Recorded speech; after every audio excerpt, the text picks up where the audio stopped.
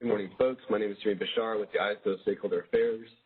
My pleasure to welcome you to the ISO's Summer Readiness Tabletop Training for MSS and UDC entities.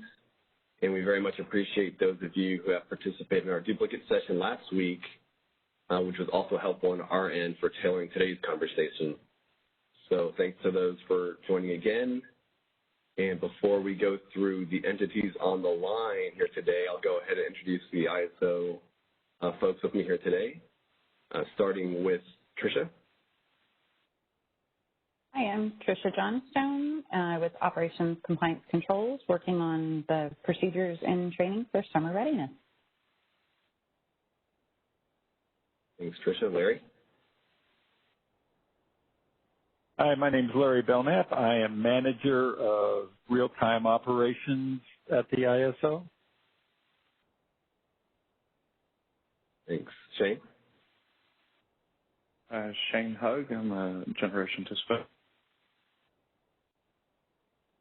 Thanks, Shane. Joanne?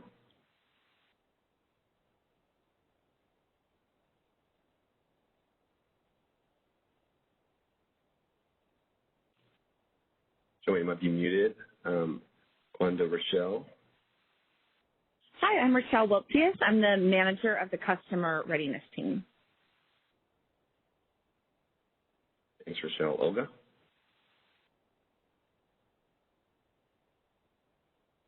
Good morning, Olga Vagina here. I am the specialist in compliance and the controls department, and I will be facilitating today's training partly. Thanks, Olga. And Joanne or anyone else that I missed, please feel free to note yourselves. Hi, this is Joanne Bradley, and I am a lead client rep at the California ISO. Thanks, Jimmy. Great. Thanks, Joanne. And Ethan, I understand you need a second or two to unmute the line, so we'll give you a little bit to do that before we go through roll call. Of course. As I unmute the lines, please ensure that you have muted your personal device as well to eliminate any background noise during today's call. Thank you.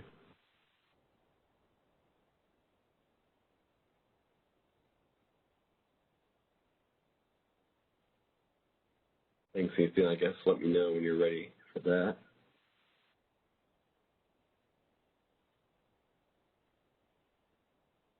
All audience lines have been unmuted. Appreciate it.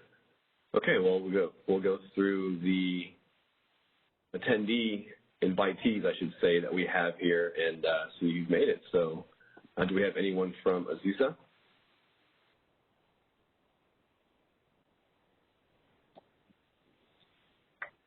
As a reminder, please remember if you have muted your personal line, when it's your turn to speak, you must unmute your personal line and then unmute. Thank you.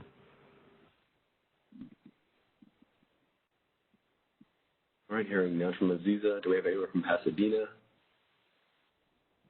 Hi, this is Lowell Peralta, a Senior Power Dispatcher in behalf of Bison Wang. Great, thank you. Riverside?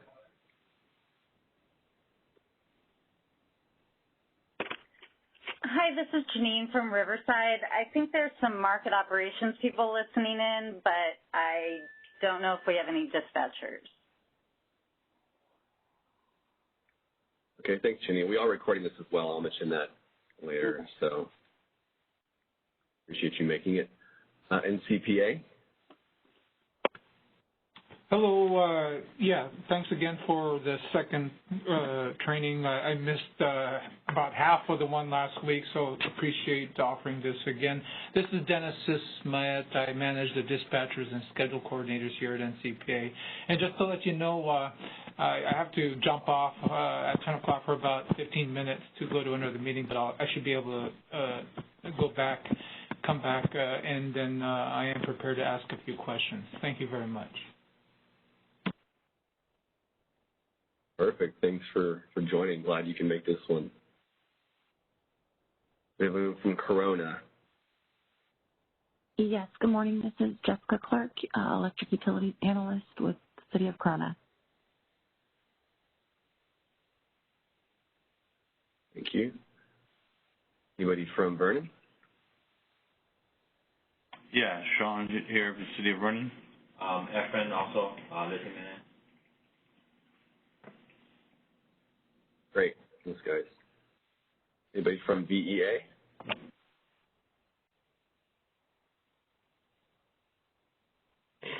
Mike Joffrey.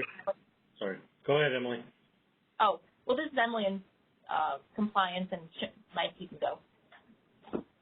And then Mike Joffrey, Manager of System Operations. And Shane Kuhn, Lead Dispatcher, is also on. Great. All right, SDG&E. Hey everybody, this is Josiah Proxima, trainer at San Diego Gas and Electric. On the call from San Diego, we've got Joe Sierras, the other trainer, and then we've got two shift supervisors in training, Juan Delgado and Matt Baxter.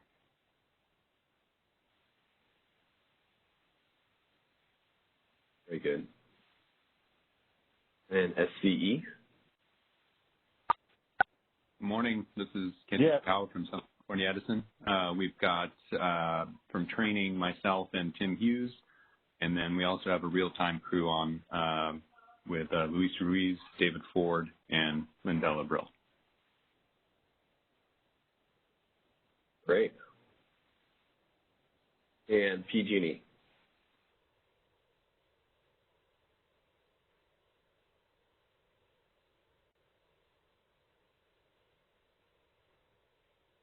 Anybody from PG&E or Azusa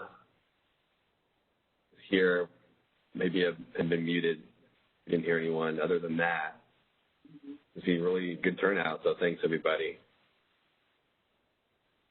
And hearing none, as I mentioned, we are recording this, and we just was made available the recording from the last session as well, so we'll be sure to send that out to everyone once we conclude this session for today. So with that, once more, appreciate everyone making it, and I will hand it over to Tricia to get us started. Hey, thank you. Also, really quick, I wanted to be sure, were there any entities that we missed? Do we have anyone from Anaheim or Banning this week? I know we had Anaheim last week, but I just wanted to make sure we didn't miss anyone. Good morning. This is Jason Smith. Tom Miller, the electric utility director, is here, and I am the operations manager for the city electric Banning. Thank you. Thanks, Tricia. Okay, good. And yep, no problem. And it sounds like no Anaheim. So okay, good. Thank you so much. This is actually great attendance today. So really appreciate it, and also appreciate some of the folks who are returned from last week and also brought additional participants. So that's really, really helpful. So the purpose of the session today is to allow all of you, the participants, to replicate the steps that would be taken when we're anticipating an emergency or if we have an actual energy emergency. So we're not going to get too much into transmission emergencies or other types of scenarios today. We'll be focusing really on that energy emergency scenario. During the second part of the training, we're going to be doing a tabletop exercise, and the intent of that is to have CAISO BA declare each emergency level based on system conditions, and we'll step through all the types of communications that will be going out. So in some cases, the communications will be, from just tools, and in some cases, they'll be from CAISO's corporate communications department. In some cases, it'll be CAISO management over email. In other cases, it'll be specific instructions coming from our gen dispatchers or our shift managers. So if this were a real event, often, if we're able to take sufficient mitigation steps, we'll hopefully alleviate the problem and we won't have to progress to the next level. but for the purposes of today's training, we are actually going to proceed all the way through to firm load shedding and restoration of load. So that way we're certain to kind of cover all questions all the way through. Go ahead to the next slide, Jimmy.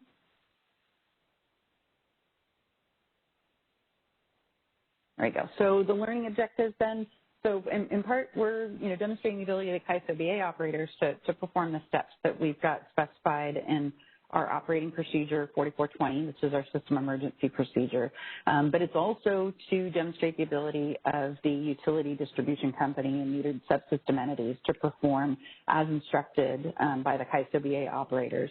And so we will do some role playing where we'll be asking participants to demonstrate proper three-part communication throughout the exercise. So maybe a little, awkward at first, but you'll get used to it, and we'll all survive. So, can you go to the next slide, Jenny? So just for kind of background awareness, there are, multiple applicable NERC standards and procedures. For this training, we're primarily focusing on 4420 because that has the specific stages that relate to the conditions that we're going to be talking about. But all of these documents are actually publicly posted. And so, for follow-up after, for kind of validation of your own procedures, for internal discussions with your operators and things like that, these would all be potentially good references for additional information. Next slide, Jimmy. Okay, so, and we'll jump right into the details. So the first portion here, I'm going to be, okay, I just got a note from Olga. So anyway, so I'm going to jump right into detail. The first portion here, I'm going to kind of be going through an overview. Some of you will have seen some of this before. If you were one of the operators that was able to attend the JETS training back that we had with some of the transmission operators in April, some of this will be a refresher. If you were able to attend our summer outlook meeting in April, I hit on some of these same things at a high level. Today we're taking it down to the detailed level that we want to make sure that at that operator level we've got that really good understanding of what it means and what the instructions specifically are. So the purpose on these A to B levels is to really make sure that the actions are being coordinated at each step. So whether we're already in the emergency condition or we're anticipating it. The coordination is especially important if we're activating any type of load interruption programs, whether it's conservation or, as a voluntary or like an interruptible or demand response type program or a mandatory like firm load type interruption program. We want to make sure that everyone's really clear on the relief and the instructions needed at each stage. And so our responsibility as balancing authority, we're looking at the big picture, right? And we're making sure that the appropriate mitigations are being taken locally if needed, depending on the condition, or regionally. If we're focusing on a heat event in Northern California and don't have sufficient resources in Northern California, we may be giving certain types of instructions focused on that area or Southern California. Or as a balancing authority as a whole, we may have an issue, and so instructions may be coordinated system-wide. And so as a BA, we're developing plans. We're looking ahead. We're developing plans for things that need immediate action. We're soliciting additional energy from you all as well as from our neighbors, looking for opportunities for load reductions and potentially even getting into export schedule reductions with some of the neighboring entities, to coordinate and make sure everybody understands what's expected. Ideally, if we can take sufficient actions, we can actually prevent the situation from getting worse. Next slide, please, Jimmy. So as a really quick background, for some folks who have been around since the energy crisis, you'll know that these have been in effect for a long time. For folks who haven't been in the industry quite as long, basically this all predates the NERC standards. We developed those A to B levels really for coordination of these actions out of necessity. And so as a result, it's also in a lot of Public Utility Commission language and load serving entity procedures, customer contracts, and things like that. So we do also have a specific tariff section which talks about preparatory actions for a system emergency. And so actually by having this training, and we've been talking about as a company, you know, if this works and kind of resonates with everyone, this is something we really should probably be doing every year, just to make sure that, you know, everybody understands, you know, information received during an emergency, you understand what those actions are at the right time. And so this training will help us kind of set up, you know, for, you know, kind of periodic tests. Today it's a tabletop, and then we'll be doing some blast call testing and other things we'll be talking about later. There are cross-references we'll talk about to the energy emergency alerts, which is in a standard, really is the RC's procedure. In summer of 2022, we're going to be migrating some of the AWE language over to the EEAs. And so you'll see it this year a lot more in our communications and things, so that way everybody starts to get used to this AWE level and this equivalent EEA level. Next slide, please.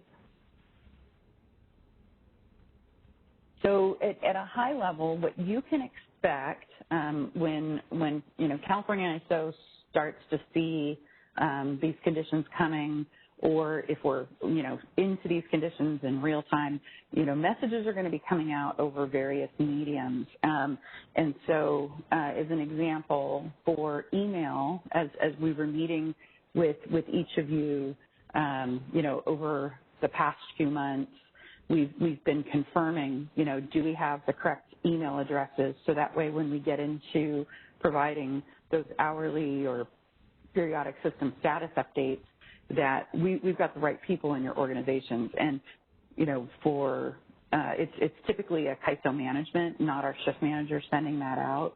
It's somebody off shift that's helping the shift manager plan. And we could start sending those out, you know, 7 days out up through, you know, kind of even next day out.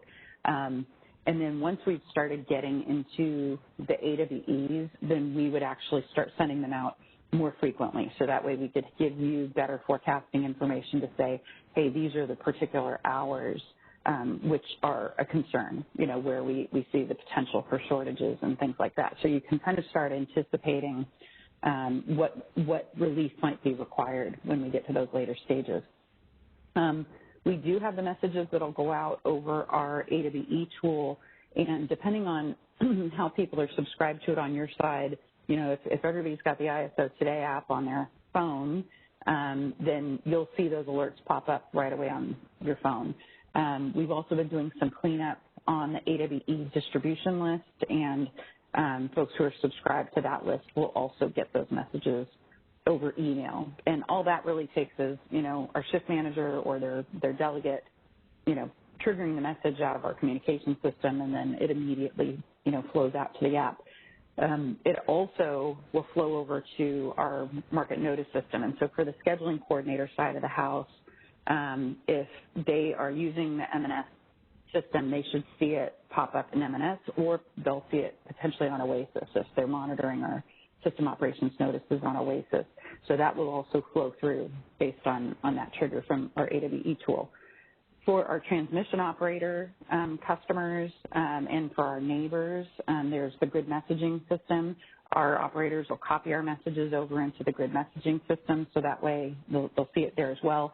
But the AWE and the GMS and the MNS, they don't necessarily have the 7-day out through the 2-day out perspective. So CAISO could opt to send some additional information messages out to, you know, GMS and MNS through these other audiences if we want to do things like raise awareness, but we wouldn't actually start triggering the AWE messages themselves until we're getting into these particular conditions.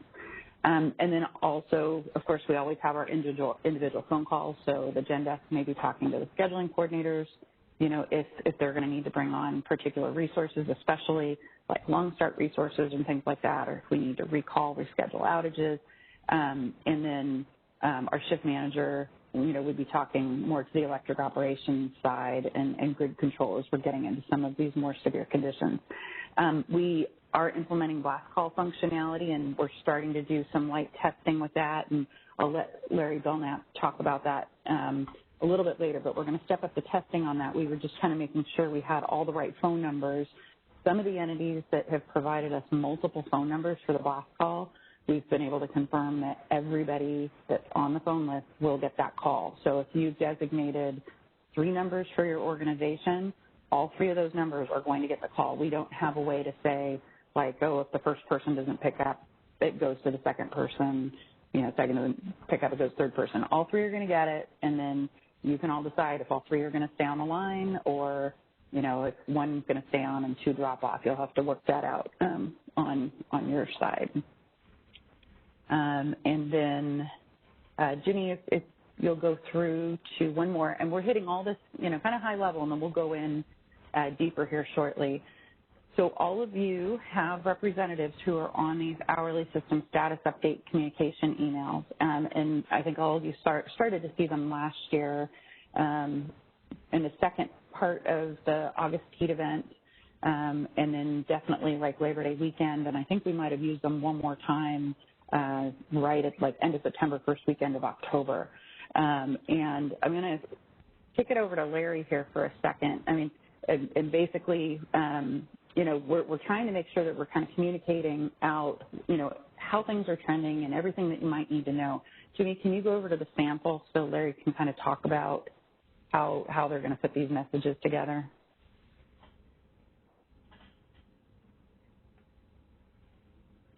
Okay. What you see here is something very similar to what we did last year. After a while, I kind of started getting creative and adding basically what we call Snagit, where I take a picture of maybe a pie trend with load forecast as opposed to real time, add that on just to give some visual of where we're tracking throughout the day. I'll also add, maybe some updates to weather, anything that I think that you should know so that you and the California ISO are on the same plane, where we're going and how we're going to get there. Seemed to work out okay last time. I got some good positive response. We want to make sure that this email is going to the right people. So if you haven't already, make sure you get with Olga or Tricia and give them the people that you would want to get this email, understanding that it's going to start, or it could start up to 7 days in advance. If we start seeing out there, we're going to start letting people know. At that point, it'll come out daily. And then as we move forward and get closer and closer, it'll come out more often, maybe twice a day. And then once we get into the event, like in the early morning, it could come out every 2 hours to where we're of the day of, it's coming out in the afternoon every hour. So, I mean, literally giving you as much real-time information as we can, as quickly as we can. Thank you. So, that's great. Thank you, Larry. And then the other thing we're adding this year, one thing that we actually, Jimmy, if you go back one, or to the one that Larry was just on, sorry, down at the bottom. So we received a lot of feedback because, for the non-TOP electric operations operators and your centers, you're not used to talking to CAISO directly very much, right? This is more unusual for you. And so you wanted to know, how do our operators know that it's CAISO, calling and not somebody, trying to misuse and get us to take actions that, are inappropriate and just are pretending to be CAISO. So as we're sending out these messages, we are going to include like the shift manager names on there. So if you're getting a call directly into your electric operations, either an individual call from the shift manager or that blast call, then you should recognize the person that's leading the call as either that day shift manager or that night shift manager. Also, we're including on there the blast call number that would be coming up on the caller ID. So that'll be something that you want to take note of, because it won't be coming from a 916 number. This application that we're using, it's a 603 number, so it might look odd when it pops up. So any questions at this point? We're going to go through all of this at a more detailed level here in a few minutes, but I know kind of a lot of information right up front. Yeah, this is Dennis Sisma at NCPA. Can you go back to slide number 7, please?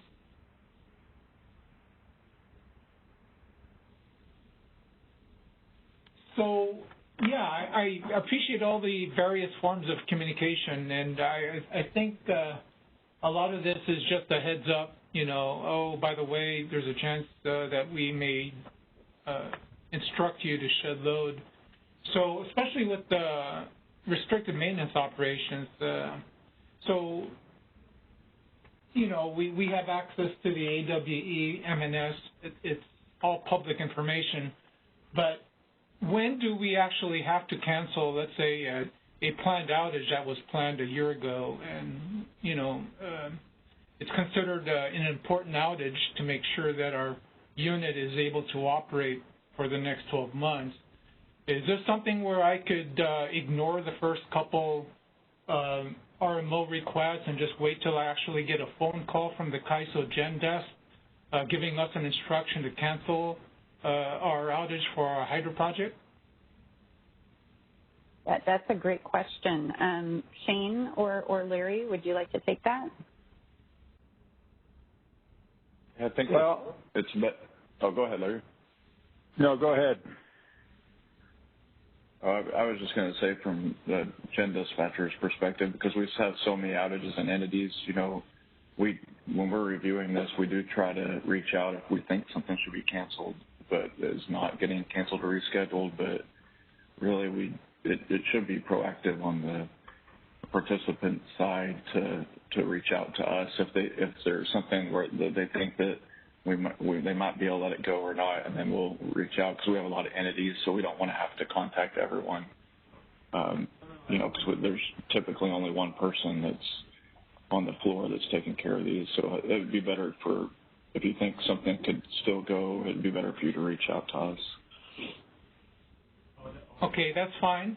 And then in regards to an actual manual load shed instruction, I appreciate all the heads up on potential load shed, but is it okay just to wait until we actually get a phone call from the CAISO Gen Desk to actually shed our share of the firm load? That should be a phone call from the shift manager. Yeah, exactly. That blast call that we're going to talk about and we're going to practice will come from the shift manager, and you guys should not ever shed load unless you're specifically told to. Have three-part communication on a call with either the shift manager or one of his designees. Okay, great. All right. Thanks, Larry. Thanks, Shane. You're welcome. Thank you. Any other questions before we proceed?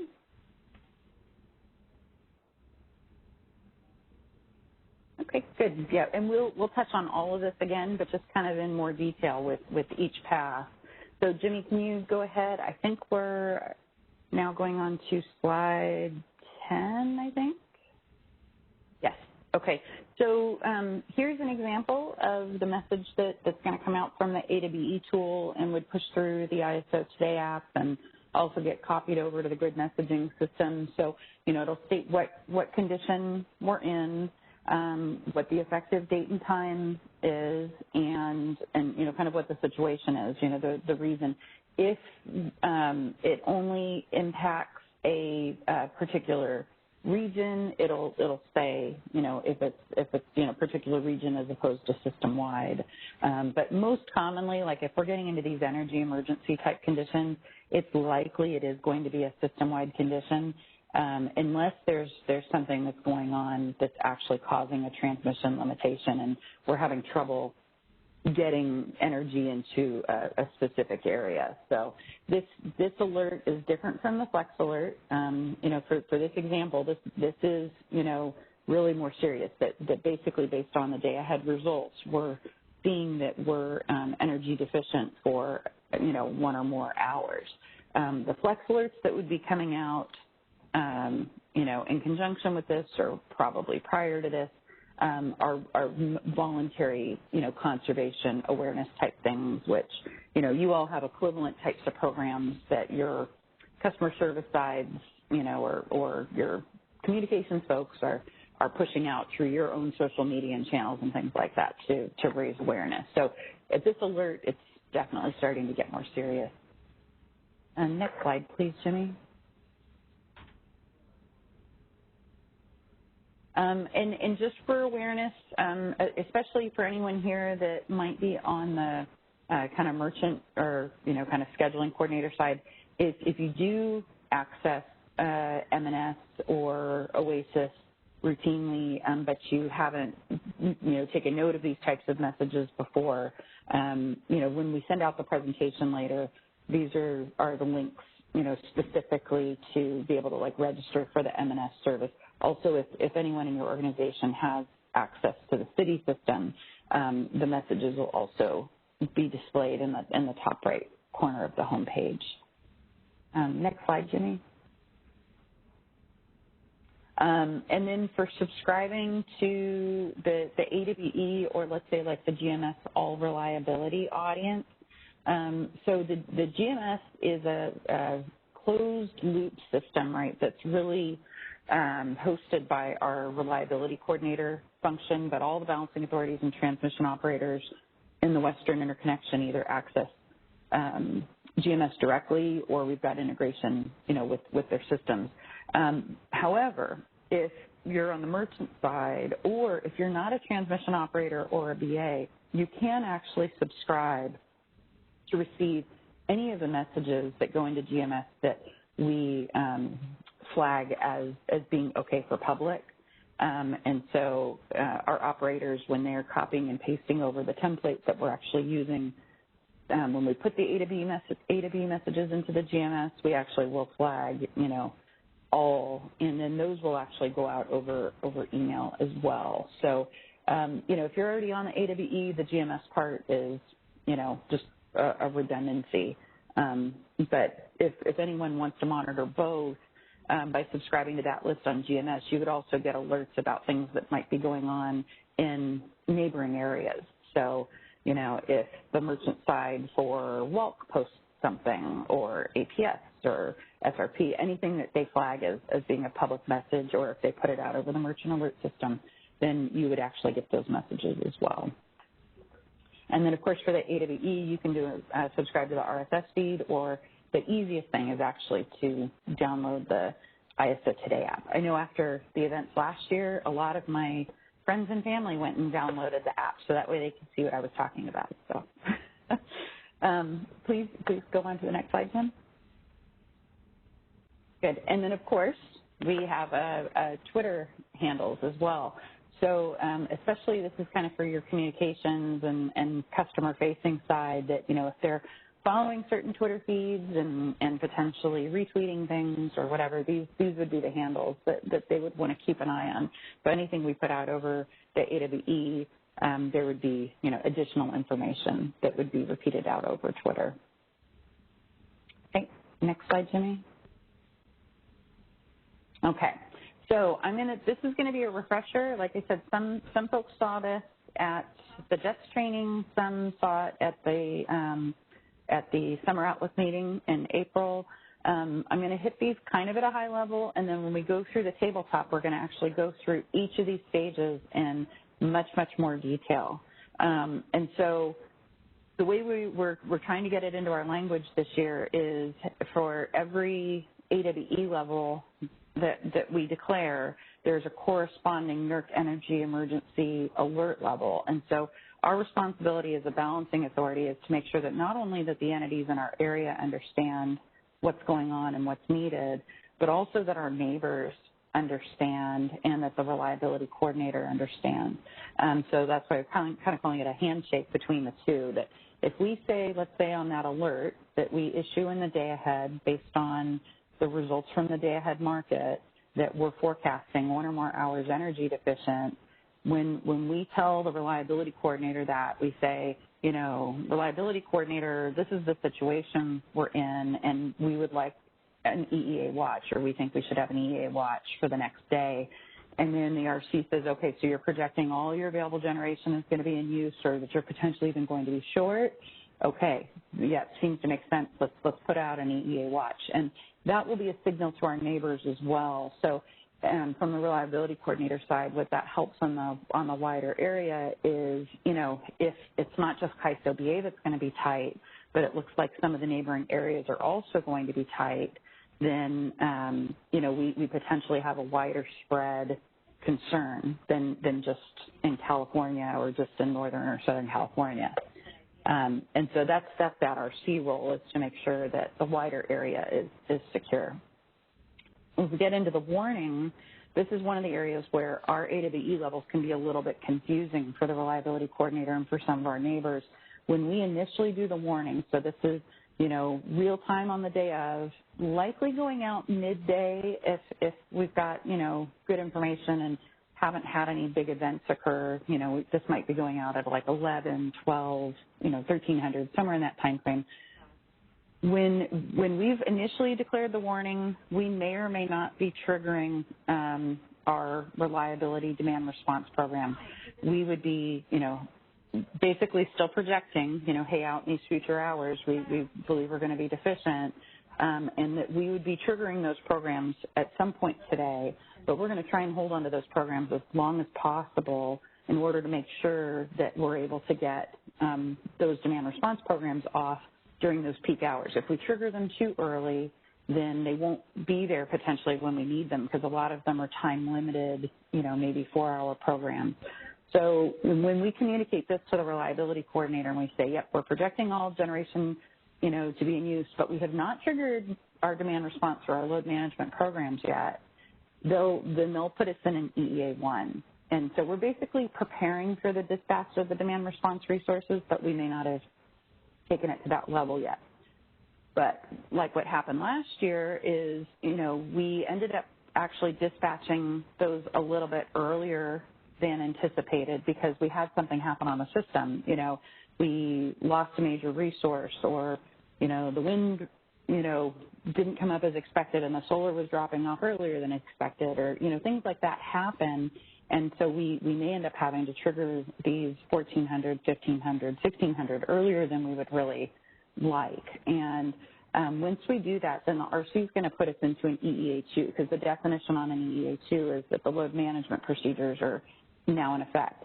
Now, in discussions with a lot of you don't have anything in this reliability demand response program. This is something that largely it's PG&E, Edison, and San Diego that have resources in these programs. I know some of you are kind of considering it, but probably won't have it maybe in time for this summer. Maybe it's a future thing. But if you had resources in that program, then this would be the point where we would be asking for it. The other things, though, that we're still asking for at this stage is we, you know, are looking for our scheduling coordinator side or our neighbors, you know, hey, additional bids, or can we get some incremental megawatts above, you know, what you might already have scheduled.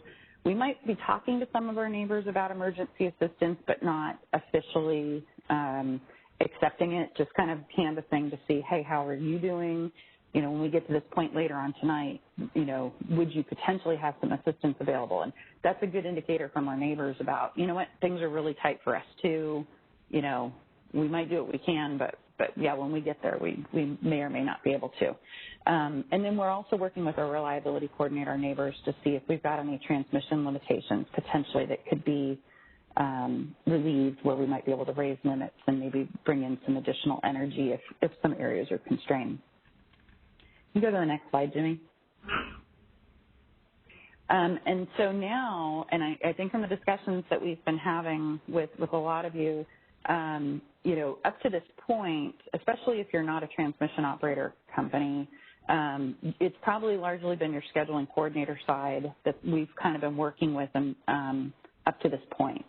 Once we get into a stage 1, contractually, we would start reaching out and seeing, you know, what, you know, do you have all your available kind of excess energy? So many of you, you know, are scheduling on the generation that you need to meet your load in your local area, but you might have resources that are not at their full output, or maybe you're offline but available.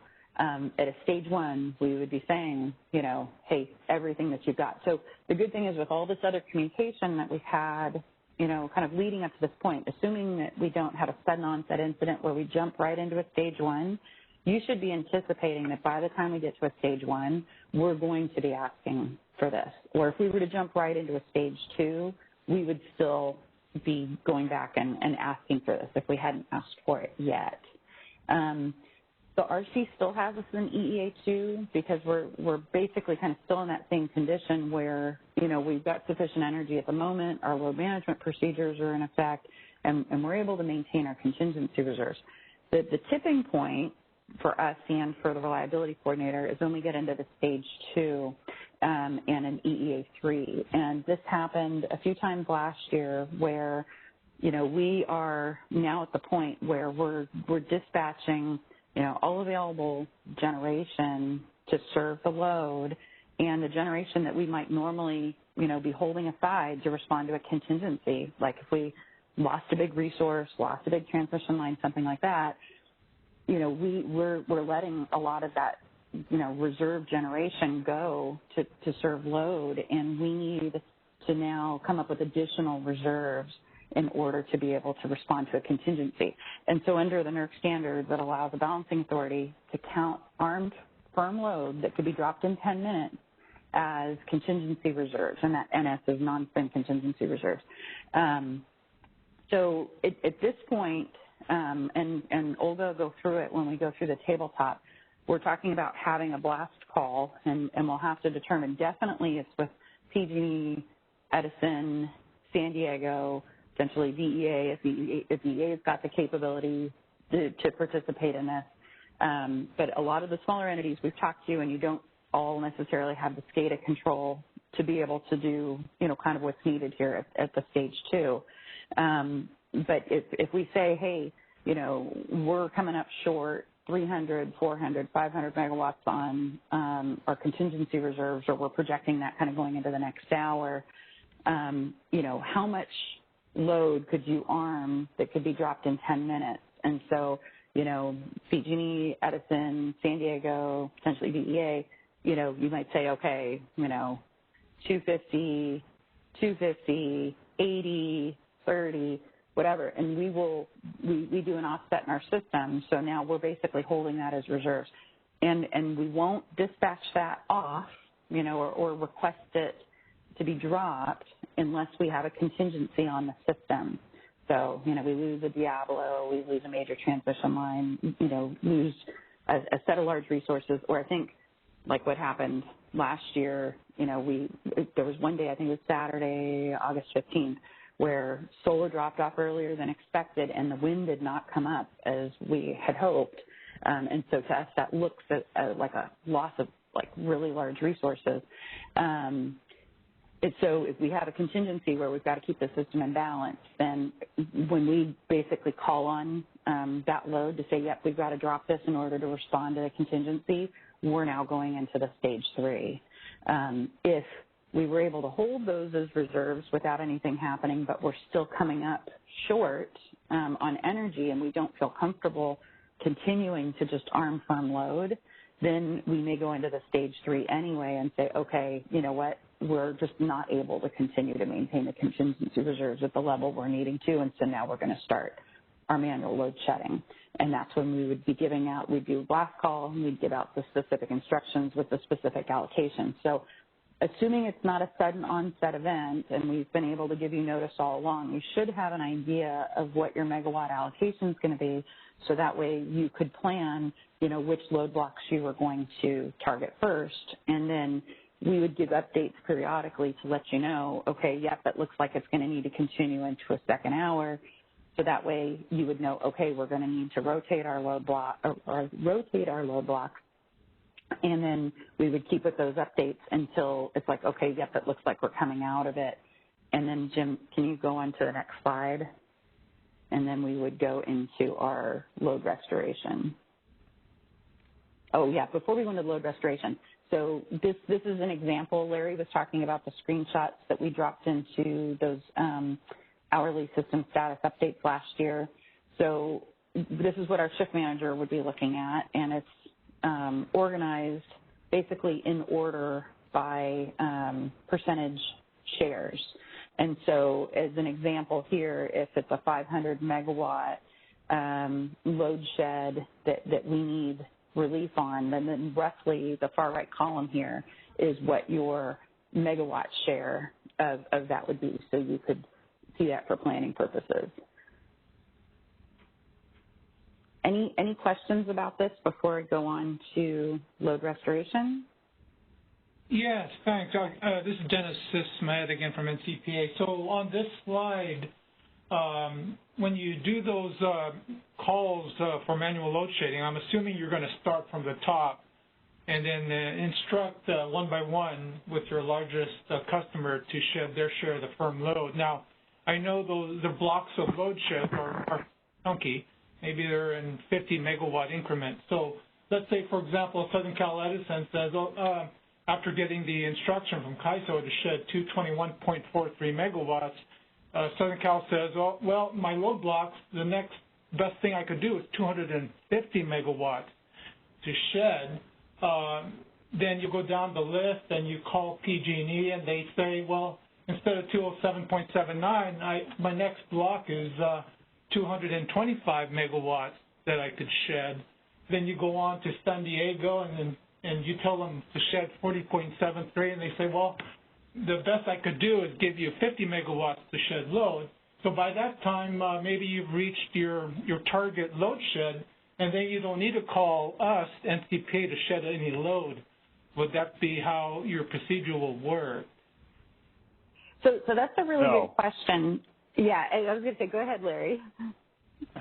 Hey, what we'll do is we'll instruct Edison to shed 221.43, and we will work our way down the list pro rata so that everybody gets their share. If it actually works out to be a little more, then we'll bring it back quicker. And this is also where we're leveraging the blast call. So that's one of the efficiencies, right, that we wanted to have for this year. So these weren't individual phone calls. We're going to get you all on the line, and you know, shift manager's going to confirm, okay, I've got everybody on the line, and then, as Larry said, you know, start giving instructions. And it's like, okay, Edison, I've given you your instructions.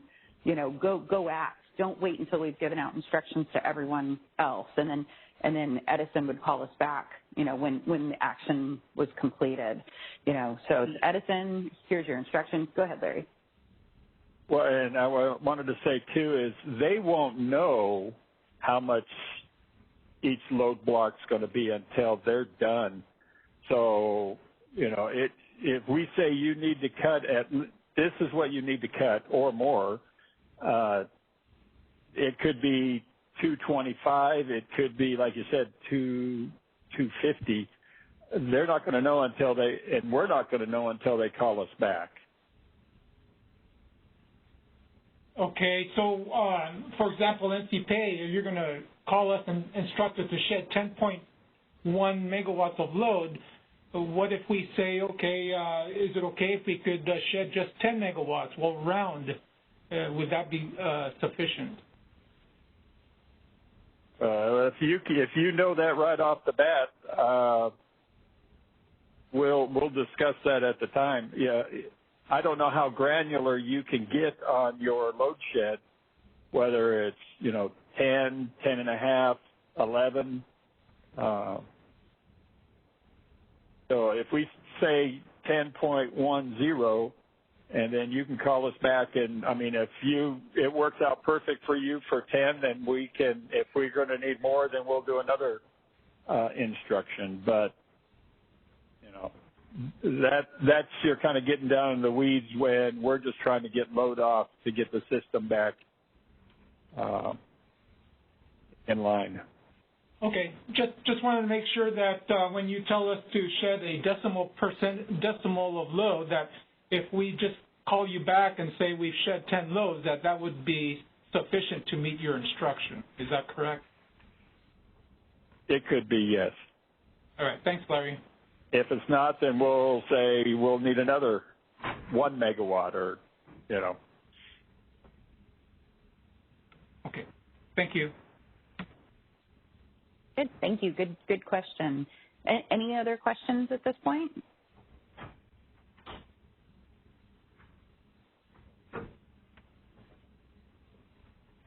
Okay, well, we will go through and we will practice this. So, good. So why don't we take a short break here before we go into the tabletop scenario. Let's say 10 minutes. Or 10, 11, yeah. So maybe come back at 10:05 a.m. Okay? Thank you. Thanks, Tricia. See you soon, folks.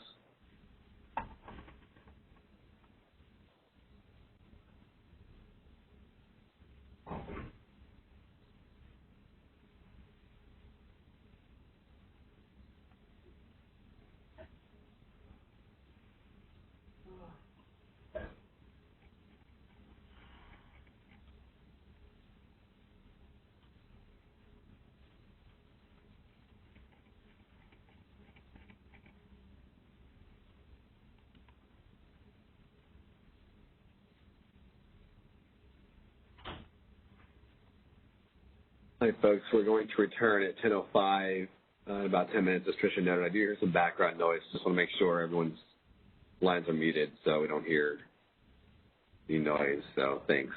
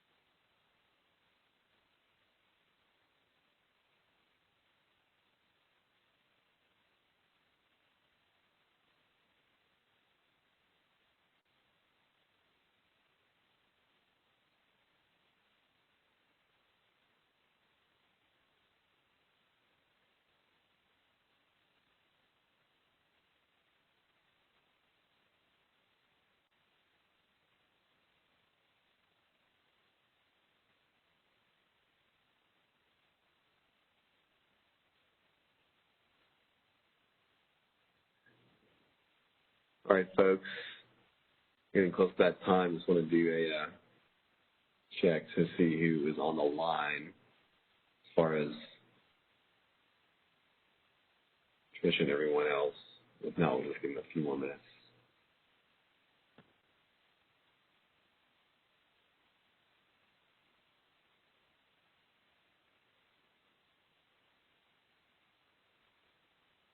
Ethan, just want to make sure you can hear me and you're there. Yep, I am here. Okay, great. I think we have Trisha back, so we're about that time, folks. Yeah, go ahead. I was going to say, I'm going to turn it over to Olga at this point, so. And with that, Olga? Hello, everyone. Jimmy, can you please confirm that you can hear me okay? Yes. Thanks, Olga. Sure. Please let me know if something changes. I sometimes have a problem with my phone in this location for the last couple of days. It was acting strange. So, all right. Thanks, everyone, for coming back from our short break. And I think this part is supposed to be very interactive. I took some notes on who is available today to play the role of the operators. We do have Shane Hogg from the Cal ISO side. He will be my primary to-go person to ask and act some of the scenarios here presented to you guys. I hope it's okay with everyone. I hope it will be beneficial.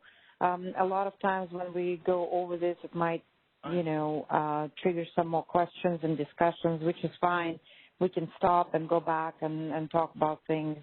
This is for us to make sure we're comfortable getting into those scenarios of anticipated or real emergencies. That's what they're telling. All right. So we can go to the next slide, Jimmy. Thank you. So for this scenario overview, we are going to step through, like Tricia already mentioned, through each of the steps of the AWE notices that we have available in our, in our response to the emergency conditions. But just to set it off, we could say that we will start 7 days out when we have pretty high confidence of high demands and low supply levels. In general, anything forecasted over 50,000 megawatts for Cal ISO BA peak would be problematic. And we don't want to really overcomplicate the scenario, so let's assume that there is really no major transmission or generation outages that plays out. So let's go to the next slide.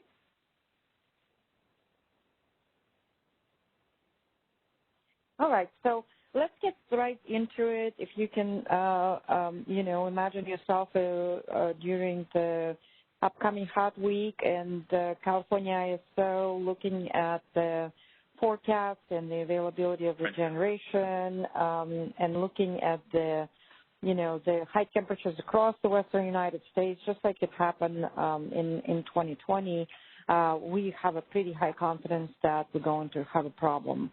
So here is the kind of a simplified and shortened, limited number of things that are going to happen. We try to concentrate here on the communications between the PTOs, IOUs, and the MSS-UDC entities that California ISO will be talking to. Some of this is, like Trisha already said, is going to be just an email communication, heads-up type of communication that our public information officers are going to be conducting. So we not necessarily would know every time that we have type conditions 7 days out, but this is our goal for this year, to give you guys as much notice as possible. So the new things to highlight here for this year that were not available last year is a heat wave bulletin. And of course, the heat wave is the most apparent reason for energy shortfalls or energy deficits. The energy deficits in the summer can happen for different reasons, right, as we all know. So though they're going to be called heat wave bulletin, they might be dealing not with the heat, but other reasons. I think this is very possible. We are still working on making sure that the 7-day outlook will be available. As you can see here, the mid of summer is scheduled for this to be available. Of course, this is a pending improvement, and we hope it's going to be available by the midsummer, but, keeping our fingers crossed here. Everything else here is really the way it was. Again, system status update, Larry covered it pretty well. It's not a new thing for this year, but we are formalizing our steps, and we actually included this step into our formal emergency procedures this year. Any questions on D+7, D+2 processes?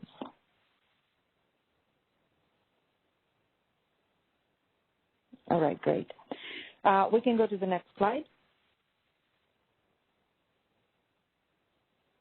So once we have results of the market run for the day ahead, as you all know, by 1500 we would know the results, and we would know what the expected shortage could be potentially for the next day.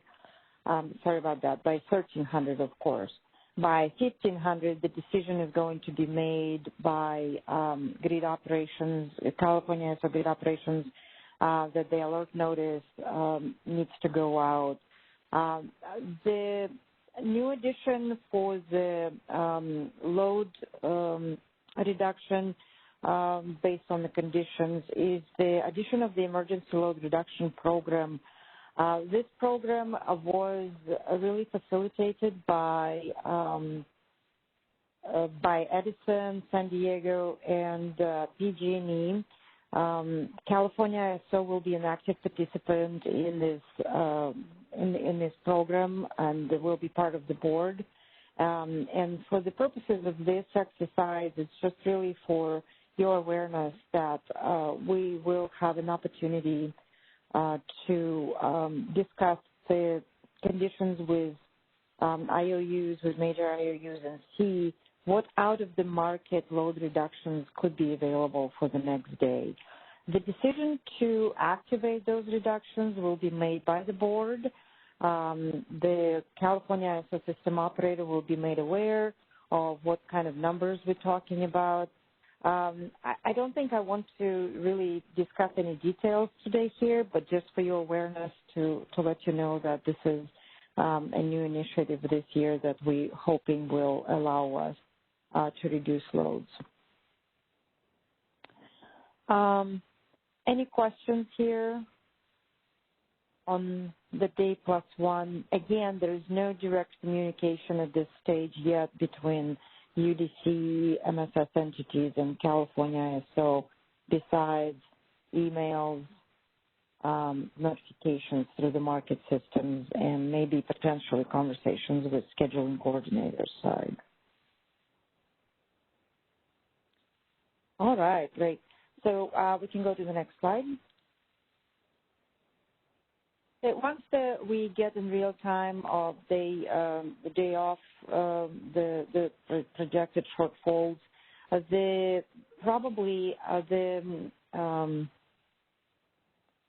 numbers for the forecast and the supply would be having more and more confidence. And if there is no change to conditions, that's what we're going to communicate. If there is change, if we found more supply, if we need extra help or in any way, this will be communicated, of course, while the for our daily email.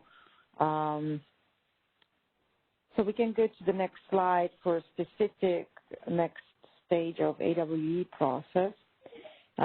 Thank you. So the alert that was issued the day before will definitely become a warning if the conditions didn't change or worsen. So as we talked about it, the warning could have two kind of things here. If we're not asking for RDRR, demand resource management programs for IOUs to be forced in the market or enabled, we are going to be in the warning EA1 step. If we go into asking IOUs to enable the RDRR programs, we are getting into EA2 as far as the RC designations go. Again, system status updates will probably, at this point, will have hourly forecasts of how much shortage we are projecting. Might have some updates on what are we doing to make sure that this condition is getting mitigated.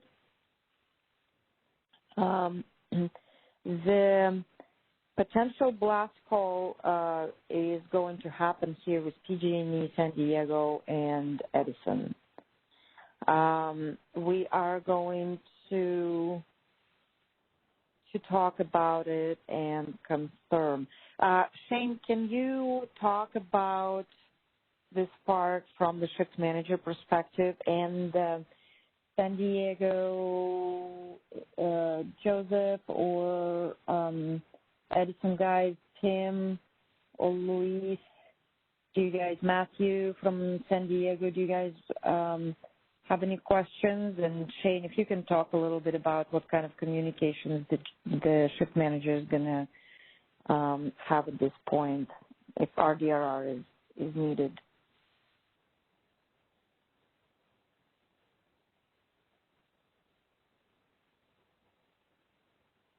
I hope Shane is available. Shane, make sure we were able to get him unmuted. Oh, yeah, I'm unmuted now. Thank you.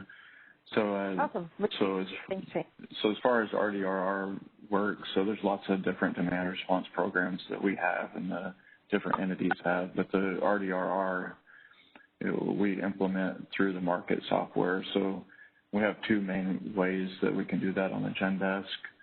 We can force the RDRs off by the three different PTOs, San Diego, PG&E, or SCE. If we decide to force them, then the next 5-minute dispatch will automatically dispatch all RDRRs that are bid into the market for whatever region we select or all regions. So that's more like something we would use. We're completely out of energy and we can't wait for it to be optimized, or we can't wait to go infeasible. So that's what we call forcing them. The preferred way would be to enable them. So this is more like we see a shortage on the near time horizon, maybe the next hour. We're running out of energy. In that case, we would enable the RDRRs once we get to that point in the AWE procedure. And when the market goes infeasible, it will automatically, when it sees we're out of energy, it will dispatch the necessary RDRRs. So that's kind of the two different things we do regarding the RDRRs. And we follow those up with a phone call, but really we attempt and try to dispatch them through the market, not by calling on them by a phone call. That's the preferred method. Hopefully that's a good overview, and we can try to answer some questions if San Diego or anyone has some.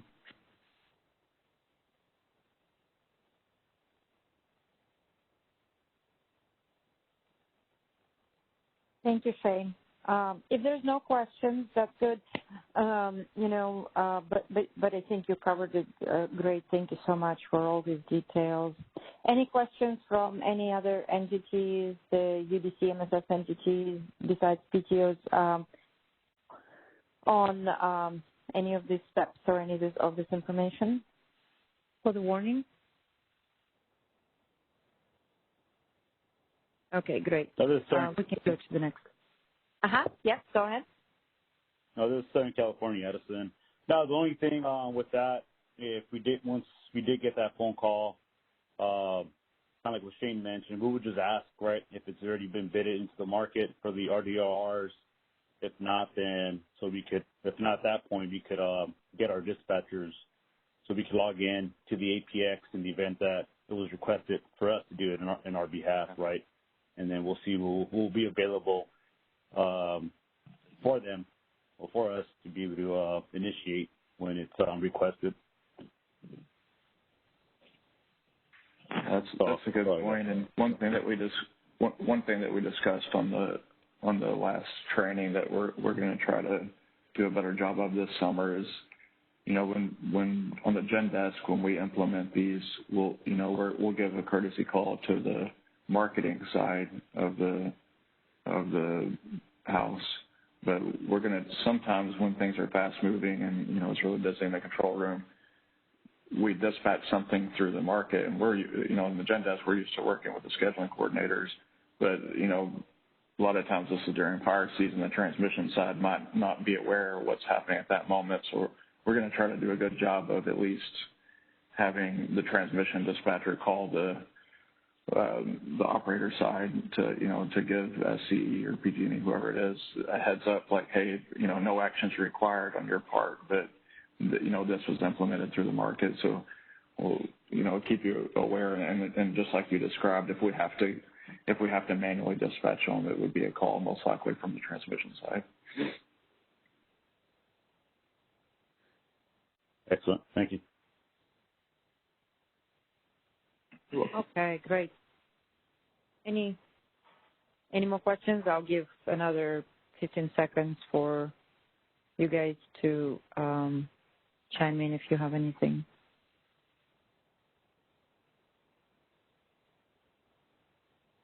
All right, hearing none, we can move to the next step. Next slide. All right, if the conditions are continuing to deteriorate or we have still have a problem, I apologize. I did not change the our typo here for the math, but if somebody can check it and for giggles figure out what kind of mistake do we have on the chart for the math here, that would be fun.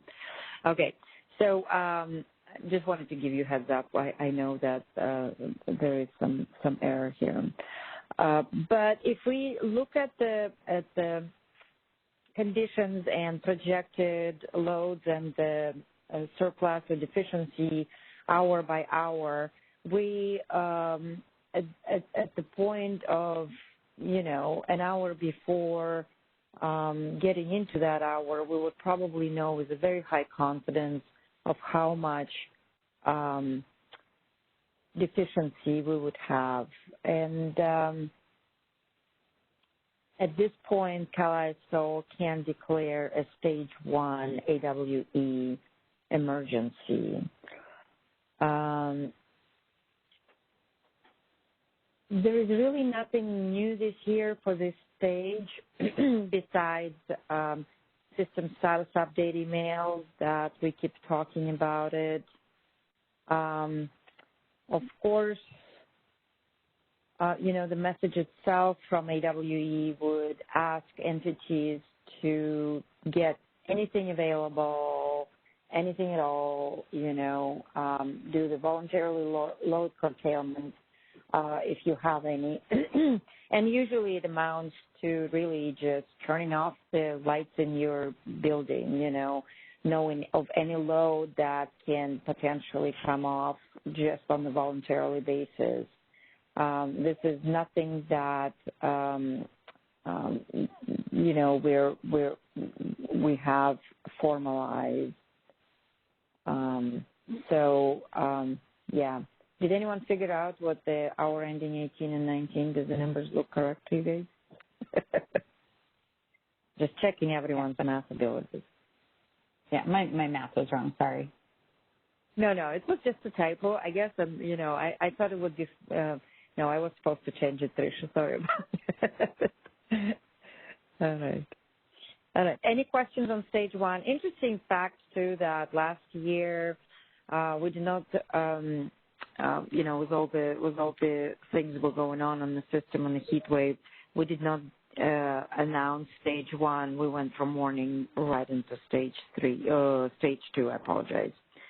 So for AWE. Any questions on stage one?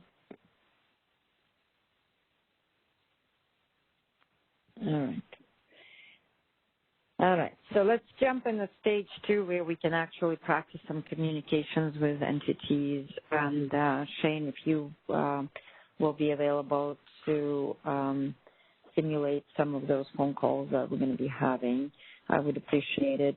So for stage two, around 1600, 1605, for hour ending 18, we will have projected shortage of 1,500 megawatts. So the at this math point already, we will probably be shedding firm load. If our reserves, though, if we are in a situation where we still have available load and available energy from generation and imports to cover our load, but we are dipping into our reserve requirements, then at stage two, the shift manager and generation dispatchers will make a decision at some point to ask the UDC MSS entities who have SCADA control of their load to arm firm load that can be counted as contingency reserves. And we already talked about it. Tricia was explaining the details.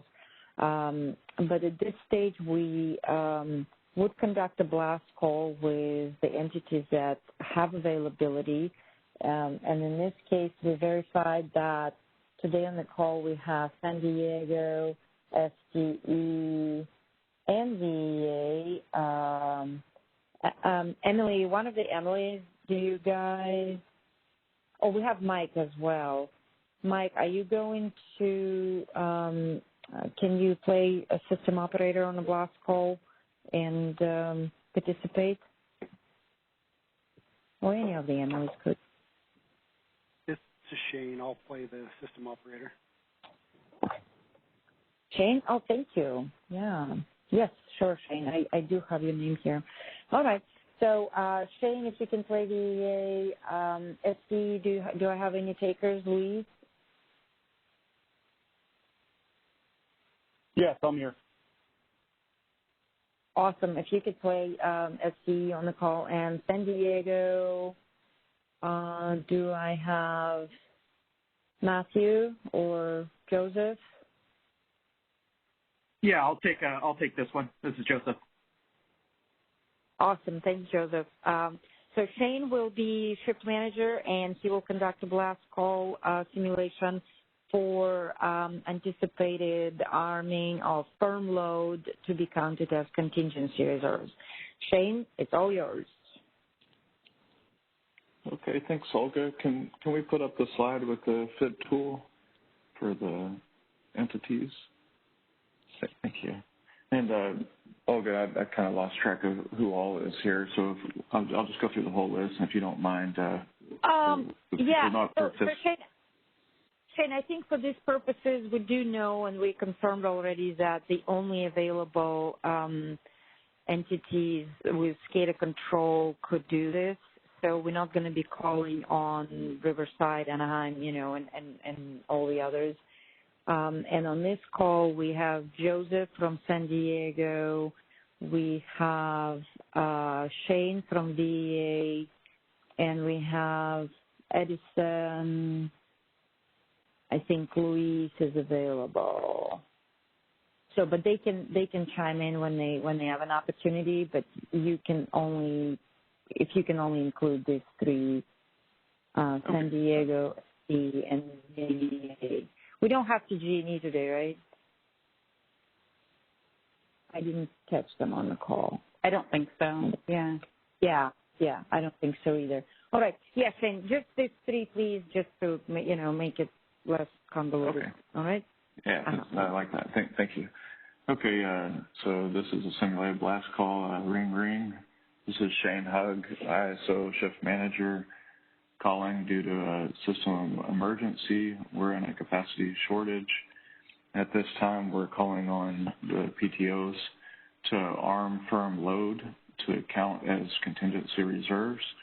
So I'm going to do a quick roll call. San Diego, are you there? Yeah, this is Joe Jarrett, San Diego. Okay, San Diego's here. Okay, VEA, are you there? This is Shane Kuhn with VEA. Okay, VEA is present. And then Southern California Edison, are you there? Yes, Greece, Southern California Edison's here. Okay, Southern California Edison's here. Okay, and just to reiterate, at this time we are not calling to shed firm load. We are only calling to arm firm load, and this is load that has to be able to be taken off the system within 10 minutes. So once we give you the amount, just confirm the amount, and if you receive a call, another call to shed this firm load, it must be taken off the system in 10 minutes. So we'll be putting an offset in our EMS system to count this load as reserves. Okay, so Southern California Edison, at this time, I'm requesting that you arm 221.43 megawatts of firm load for contingency reserves. You can understand we're currently in a system emergency. I understand we're in a capacity shortage. I understand ISO is requesting for SE to arm 221.43 megawatts. Oh, well, thanks. How exciting. Came in here. That's all correct. It is. The background. I did feedback. But, okay, so I'm trying to to arm 221.43 megawatts. So if requested, within 10 minutes, we're ready to go. That's correct. Good readback. And this is probably a good test, too, because, on this real blast call, there's going to be a lot of people, and it's going to be chaotic. So we'll make sure we have good three-way communication. Okay, so we'll move down to San Diego. San Diego, this is Shane Hugg, shift manager at the ISO. At this time, I'm requesting you arm 40.73 megawatts of firm load for contingency reserves. All right, Shane, this is Joe Sierras, San Diego. I understand you are requesting that I arm 40.73 megawatts for contingency reserves, and you'll call me when you want me to shed that. That's correct. And lastly, VEA, at this time I'm requesting you arm 1.5 megawatts of firm load for contingency reserves, and if we need to shed that, I'll call you back. Shane, this is VEA. I understand that you're requesting the VEA arm 1.5 megawatt of firm load to be counted as contingency reserve that can be shed within 10 minutes upon further request. That's correct. And this concludes the blast call. So, in the real situation, if we actually had to, shed that load, depending on timing, it may be, we'll try to do it as another blast call, but it could potentially just be a direct phone call from shift manager or the gen desk. So, thank you.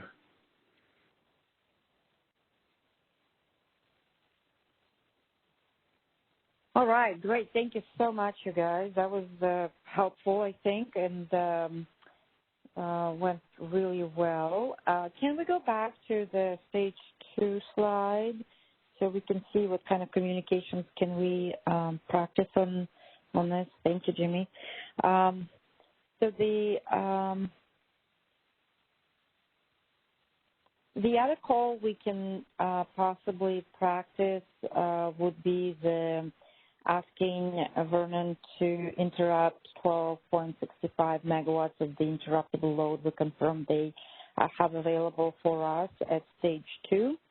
I do not believe we have anyone from Vernon. Oh, we have Shaw from Vernon. Would you like to practice that, or we did this last time? You're okay?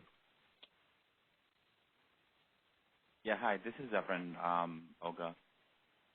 We are not on the operational floor, so if you could skip us. Okay.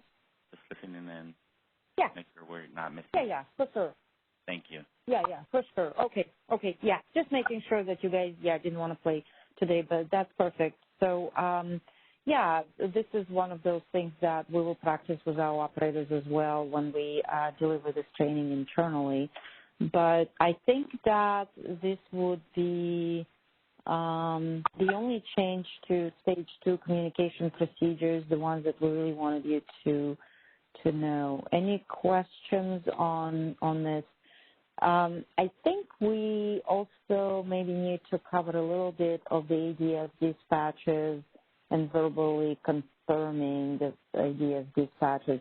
Shane, can you talk a little bit about this? I know that in the past we discussed this, and this slide probably needs to change, not just verbally ADS dispatch, but I think we decided that only if the operator thinks that the ADS dispatch, there's some kind of issue with it, then we'll verbally communicate with individual scheduling coordinators. Can you take this one, the last kind of line of on stage 2? Yeah, sure. So typically, within our market software, the units that are carrying non-spin, we have, as a default, we have them skipped so the market doesn't dispatch them. When we get into this stage of emergency, we'll selectively start flagging those resources to be available for dispatch for energy. We do try to, when we've had some improvements to the market software for this year, but we do try to follow them up with a phone call if we can, just so because they're not used to, the scheduling coordinators aren't used to seeing those resources dispatched unless we're in a contingency dispatch and RTCD. So they should follow them without a call, but we do try to follow up with a phone call. And sometimes that also might be an exceptional dispatch. We might take them so we can control how much of the spinning reserve is dispatched. We might also give exceptional dispatches to move them to certain levels. So it's not that you'll always get a phone call on the marketing side, but you may. But it certainly, whatever the dispatch, whether it's exceptional dispatch or flagged in for the market, it'll be going through ADS always. So. Any questions on that? I'm happy to talk about it more.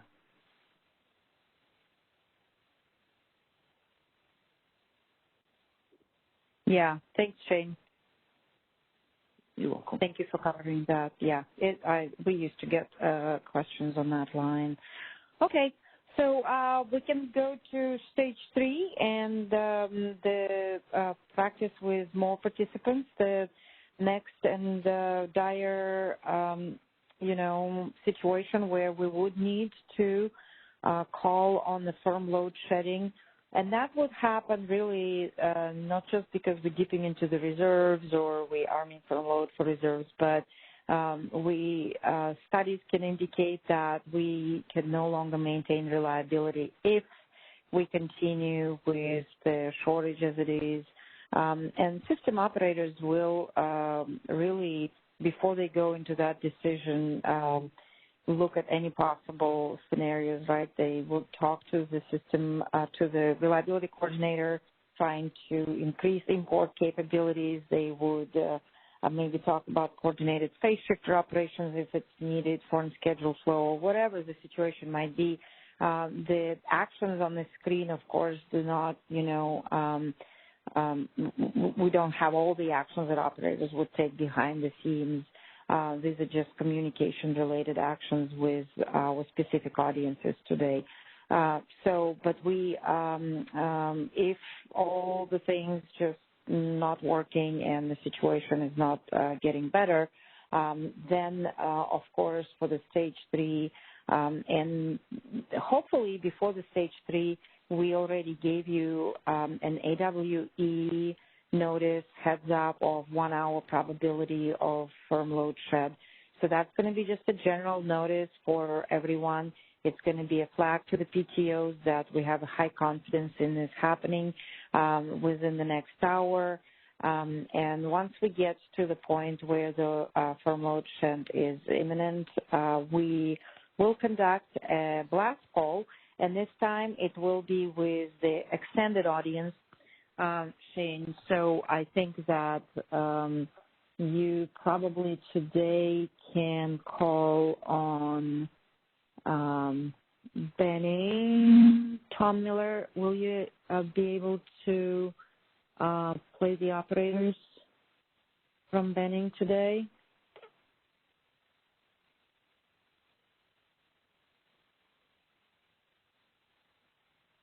Okay, maybe no Benning. Walt from Pasadena, are you on the operations side? I apologize, I did not take that note. Yes, I'm on the operations side. Okay, will you be available to simulate the call for the firm load shed? For the stage 3? Yeah. Okay. All right. Thank you so much. So Walt from Pasadena, we have Dennis. Are you back? I know you had to step out. Can you play MCPA dispatch? Yes, I'm back, and yes, I could play the NCPA dispatcher. Thank you. Perfect. Thank you. We don't have Riverside dispatch personnel today. Jessica, are you the only one from Corona today, or do we have real-time folks from Corona? I believe I'm the only one today. Okay. So would you prefer to be skipped? It's up to you. I'm more than happy to participate. We have kind of a unique situation here where we contract a lot of those actions out, and our firm load has to be shed in the field through our contractors. Which we're familiar with from last year, very much so. So it's up to you. Okay. We'll call on you then for the roll call just to make it more or less realistic. Sure. Okay, and so I think that, I think we have, we can go through then, just wanted to give heads up to some of the folks. Shane, if you can just go ahead and call through the entire list then for the firm load shed and wait, a second or two for the response. If no response, then we can just skip that entity. And if you can mark it for your instructions for the firm load shed on who is present, I know it will require some of the taking notes from your side, but that would probably look smoother if we do it this way. All right, and I don't think you want to call on Lassen or Port of Stockton. Just skip those two. Are we ready? Okay, sounds good. Can we put the firm load shed? So I'm just gonna call on everyone and wait a few seconds on that. Who's right. Okay, can we put the firm load side? Sounds good. Okay, this is a blast call from Shane Hug, Shift Manager of the California ISO. At this point, we're in a stage 3 emergency, and we're implementing firm load shed in the amount of 500 megawatts. And we're going to be doing a quick roll call for the participating entities. Southern California Edison, are you there? Southern California Edison's present. Okay, I know PG&E is not on the call, so I'm going to skip them. San Diego Gas and Electric, are you there? Yes, PG&E is here. Okay, San Diego's there. NCPA, are you there? NCPA is here. Okay, NCPA is here. Riverside, are you there? Okay, Riverside's not there. Anaheim, are you there? Okay, Anaheim is not there. Pasadena, are you here? Yes, I'm here. Okay, Pasadena's on the call. City of Vernon, are you there? City of Vernon is on the call. Okay, no one from... Oh, thank you. Okay, City of Vernon is here. VEA, are you there? Valley Electric is here. Okay, Valley Electric is there. Azusa, are you there? Okay, no one from Azusa. And I think Banning is not there. Is that correct? Anyone from Banning? Banning is here. Oh, Banning is there. Okay, thank you. And then Lassen, are you there? Okay, no one from Lassen. Corona, are you there? Yes, sir. Corona's here. Okay, Corona's there. And Port of Stockton, are you there? And no one from Port of Stockton. Okay, so as we're going to start the largest entity, I'll give you your firm load shed amount. Once you give me a good three-way communication, at that time, I'm sorry, forgive me for pausing for 1 minute.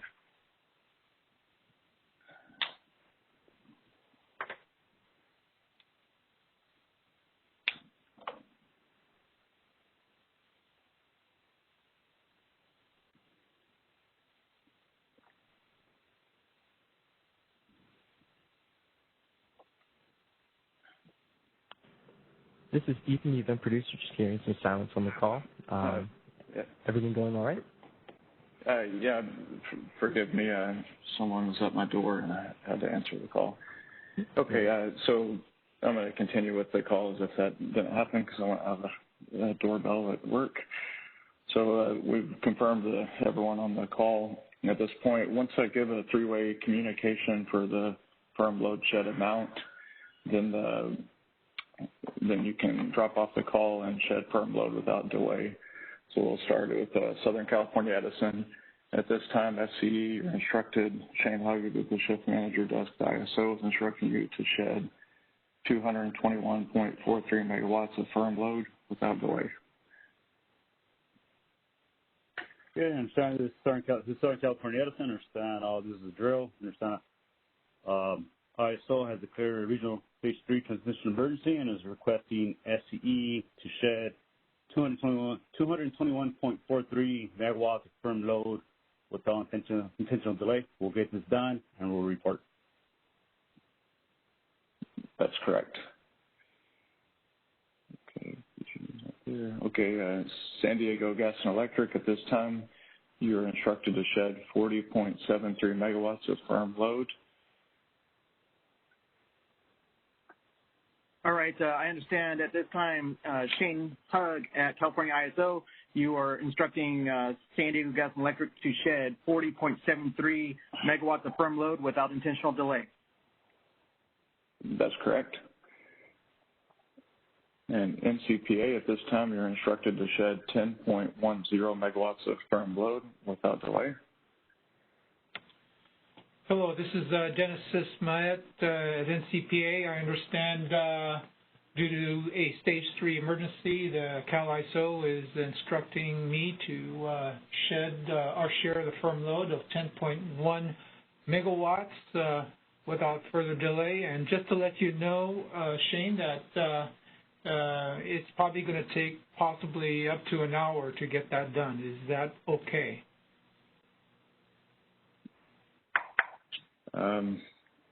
Yeah, I'll leave that to the compliance people. That we would want it as soon as possible. So that's correct. Hey, Dennis, this is Larry. Hi, Larry. In that, an hour ago, we sent out a notice that to prepare for this. So at that point, you should have been setting up to get ready to where you can make the phone call and they can do it. Oh, I must have missed the call an hour ago. So I understand that because of that, I apologize. It could take another hour for me to contact members to shed 10.1 megawatts of load. Okay.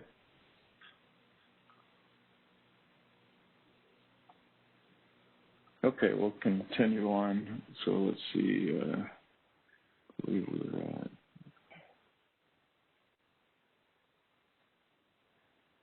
So I think we're at,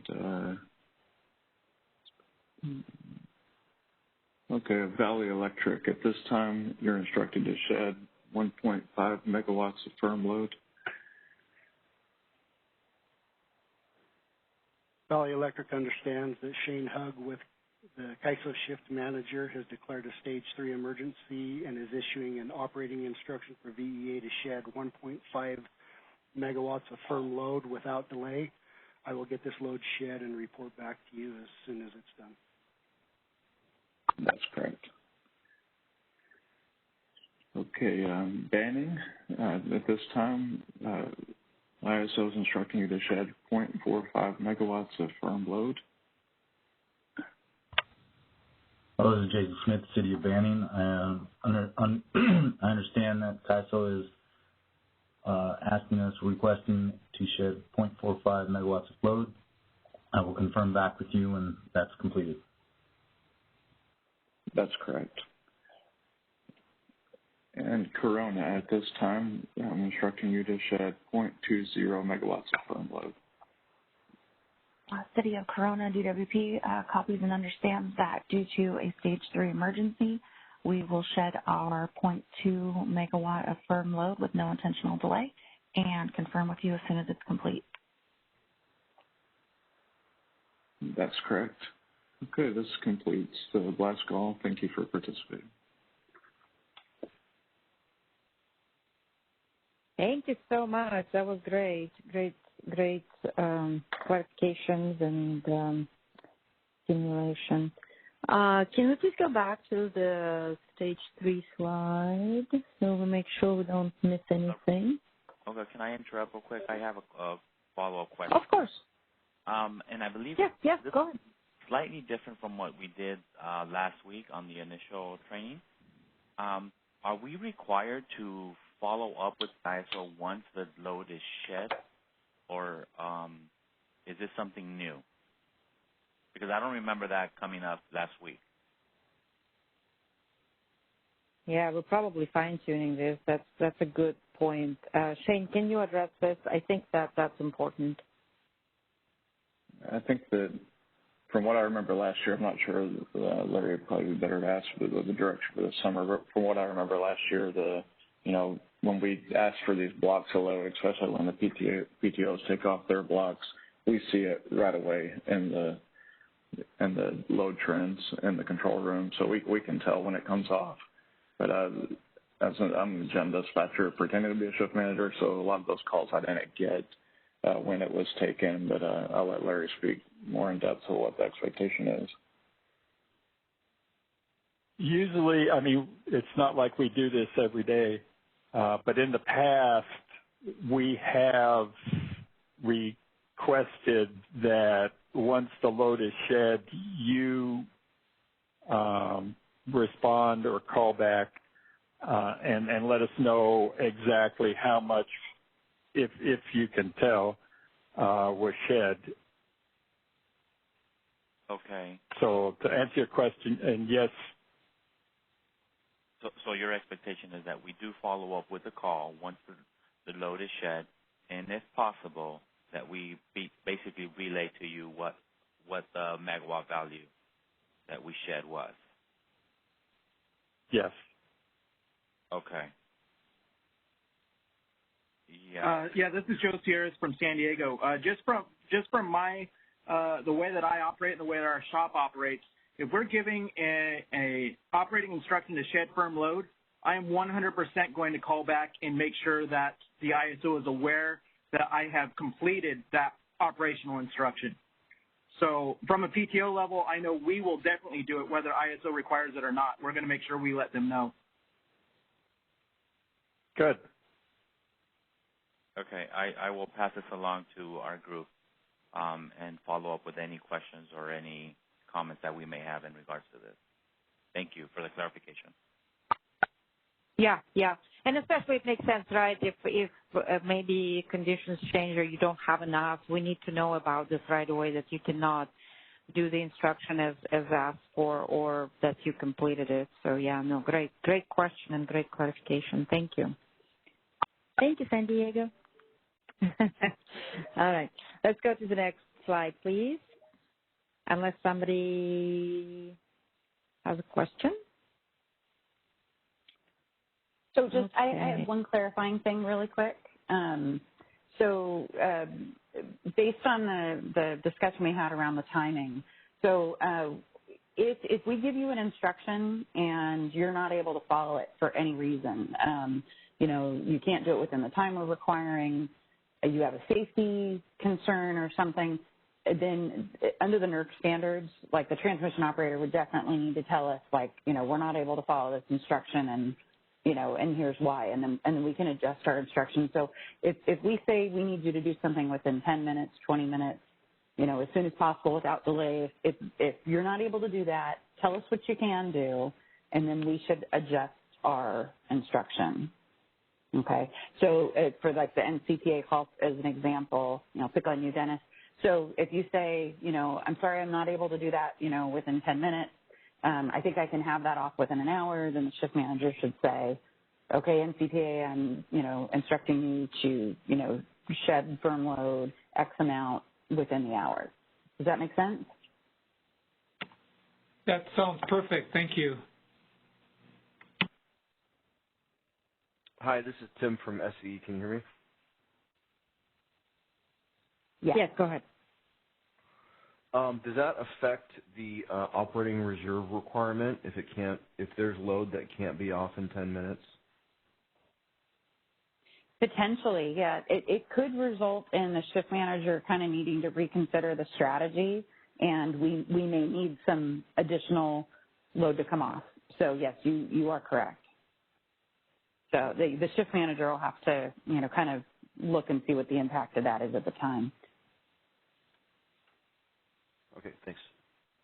I mean, the other question I ask is that could potentially push us into a system emergency or EEA level, right? Correct.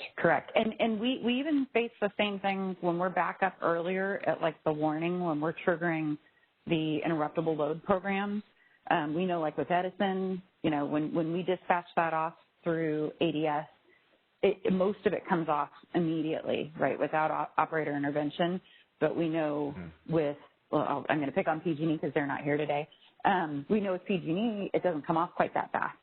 And so we know PG&E will say, well, okay, I can, you should see this much this hour, but then you'll see all of it within the next hour. And yes, so that absolutely the shift manager is going to have to factor that in.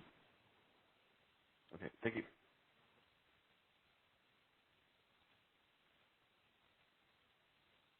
All right, great additions and great questions. Thanks so much, Tricia, for covering the inability to follow operating instructions.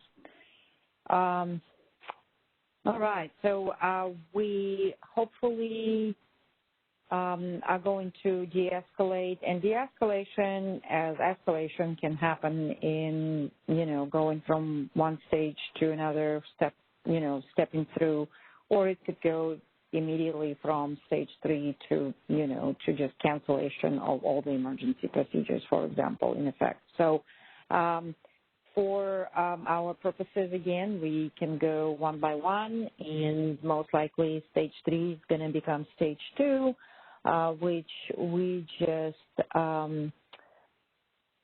give the information to all the entities on the projected surplus of energy and availability.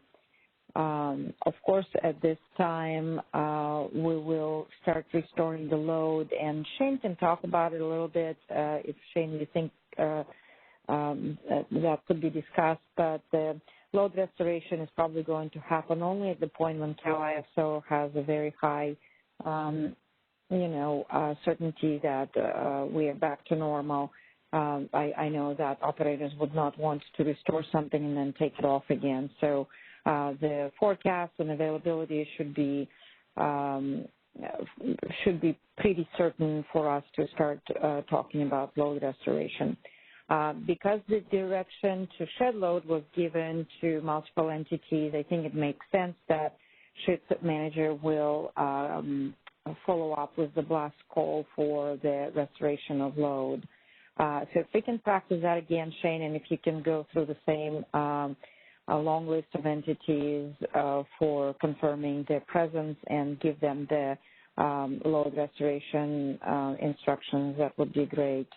Thank you, everyone. If we can practice one more blast call for this purposes, that would be great. Okay, sure. Okay, so basically, just at a high level, when we're starting to back out of the firm load shed, the main thing that we're wanting to do is make sure that we don't have to reshed load. So we try to restore it as quickly as we can, like Olga said, with the high degree of confidence that, that we can handle the load coming back on the system without re-entering a higher stage of emergency. So, on the expected time, during the sunset and on a hot summer day, it's usually pretty clear to us because once load starts finally turning in the evening, usually it's happening pretty quickly where it's apparent to us that we can start restoring that load. But we'll err on the side of caution though, because the last thing we want to do is have to implement more load shed instructions because we're doing it too fast. So if we can put up with it to the side, I'll do another roll call and give the instruction to restore the firm load. Okay. So I'm just going to hit the entities that I remember were on the call. And so this is Shane Hogg, shift manager at the California ISO. It's a blast call that will be restoring previously shed load. So at this time, a quick roll call. SCE, are you on the call? SCE is present. Okay, SCE is here. San Diego, are you there? San Diego is here. Okay, NCPA, are you on the call? NCPA is present. Okay, Riverside, are you on the call? Okay, no Riverside. Anaheim, are you on the call?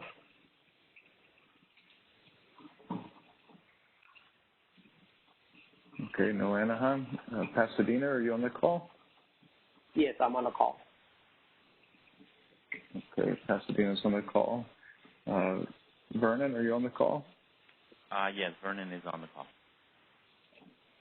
Okay, Valley Electric, are you on the call?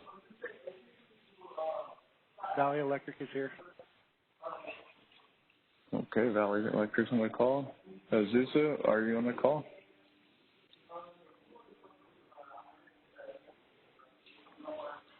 Okay, no Azusa. Banning, are you on the call? Banning's present. Banning's present. Okay, thank you.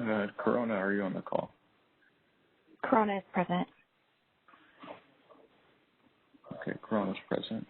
Okay, at this time, SCE, you have permission to restore your previously shed amount, 221.43 megawatts.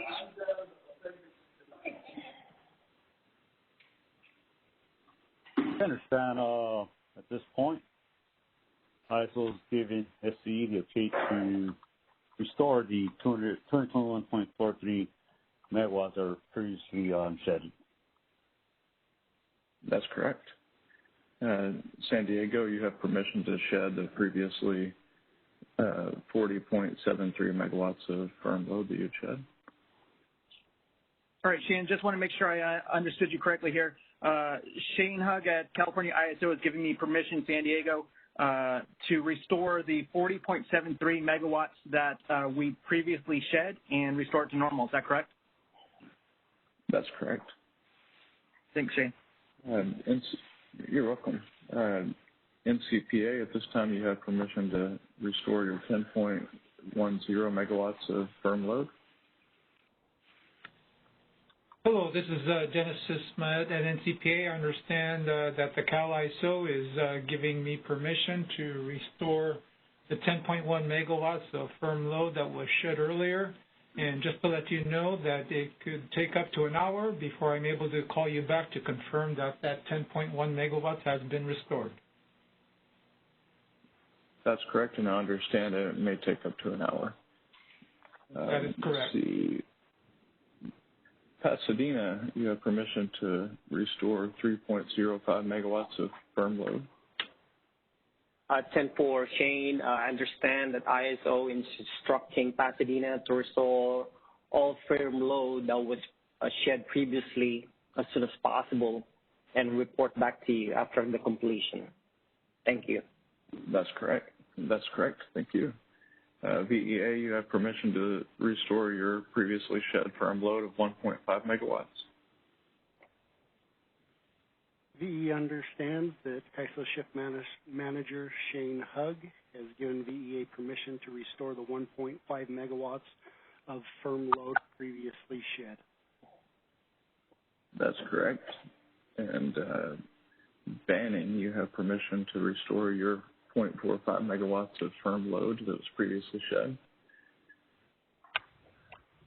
Well, this is Jason Smith. Banning, I understand that at this time it's okay for us to restore the previous loaded shed. Thank you.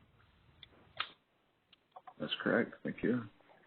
And Corona, you have permission to restore your previously shed firm load of 0.2 megawatts.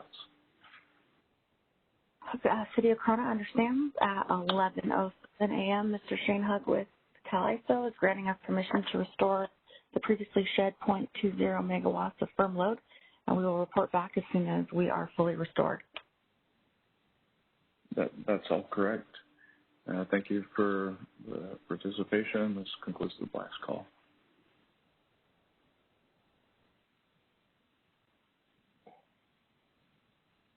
Back to you, Olga.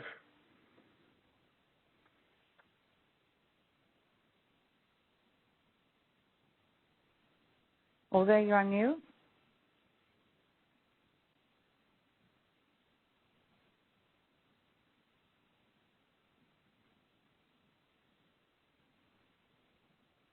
Okay, we're working on that.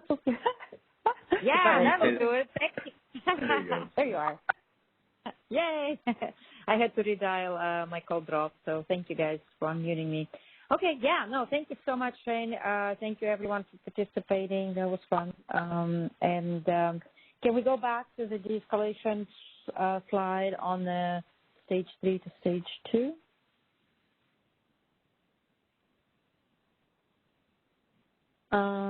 Furthermore, no. Jimmy, the other way, please. Yeah, one more. Yeah. Oh, there you go. So, yeah, that's perfect. Thank you. I know it's confusing. Stage 3 or stage 3 down or up. We need to have errors or something on here. Okay, so I think that's it. And as usual, with all these cancellations, you guys are going to receive AWE notices if you subscribe to them, or you can look at the posting or the Today app and besides the specific communications that's going to happen. If you can go to the next slide, I think I'm not missing anything here.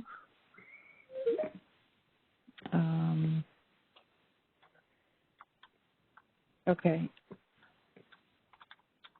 What do we have here? All right.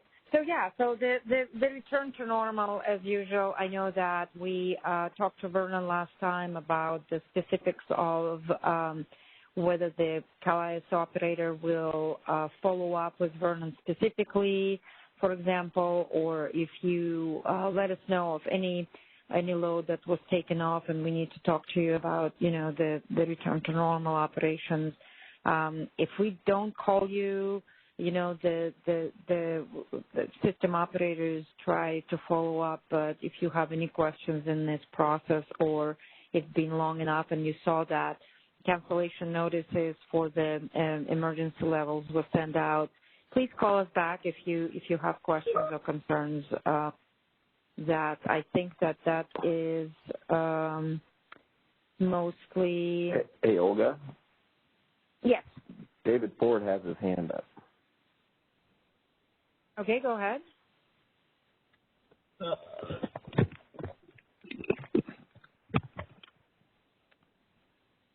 Hello? Can you hear me? We can hear you, David. Yes, go ahead.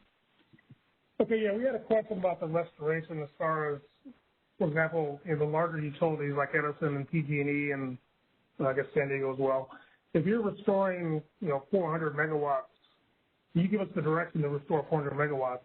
How do you want that done as far as, monitoring frequency? Do you want to do it in steps?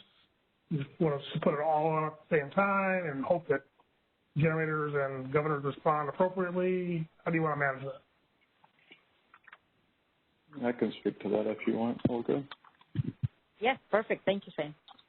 Sure. So when we're making that, we're evaluating that at the ISO agenda. So we're looking at how much unloaded capacity we have, how many units are on regulation, system frequency, all of those things. So really, when we give you the permission to restore the load, I mean, obviously for the bigger entities, if we're giving you permission to restore, say, 500 megawatts, an extreme example of like the PTO, obviously a little slower is better, but ultimately we're taking that responsibility on. And, when we give you permission to restore the firm low, we should prepare for system frequency and control for it to all come back at the same time. So we're evaluating that. So if we need to do it in smaller steps, we will.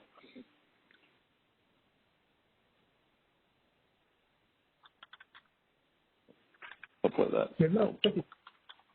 All right. Bye. You're welcome. All right. Thank you so much, Shane. So we do have the interruptible loads here, and I think that the only I'm trying to make sure we didn't miss anything here. But as far as going back to normal, it should be less over one-on-one communications, just unless we need to follow up with specific entities.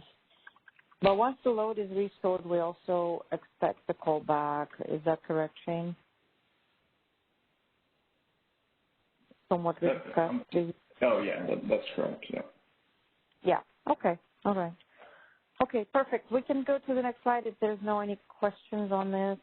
One thing I just thought of, Olga, that I think we forgot about last week was that we sometimes in the restoration process, we know that there can be issues that occur where, trying to bring a circuit back, something's going on.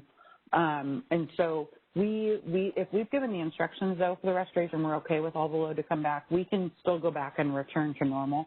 So as long as you keep us updated on, how you're doing with the restoration process, we won't necessarily hold in the more severe stage until all the loads come back, if that makes sense. Yeah, great addition, Tricia. Yeah. And I have a couple of kind of housekeeping items in terms of all the communications that we were just talking about. I was supposed to tell you guys that, obviously all these distribution lists and contacts that we verified with you, I think if we can talk about this real quick so we have crystal clear understanding on what's happening. So AWE, if you subscribed or the customer service department contacted you for AWE notices, distribution list, it's a separate distribution list that we maintain. On the operations side, we will ask you to verify the system status update email list that we are putting in a special attachment for 4420H procedure for customer agreements and customer communications. We will send this out shortly and ask you to guys confirm that these are the contacts you're willing us to have for system status updates. If you have additions, deletions, whatever changes to those lists, we will continue maintaining that list through the procedure control desk and our general procedure update process. Of course, we have the blast call functionality testing that Tricia just mentioned. We did verify real-time contacts for this blast call functionality. And, of course, most of you indicated that the dispatcher, grid control, and that type of contacts need to be made. But we do have specific contacts for the phones. We are programming them in, and we are going to conduct the testing. Any additions yet, Tricia, for contact verification and maintenance going forward? In terms of the the blast call information or for the email information?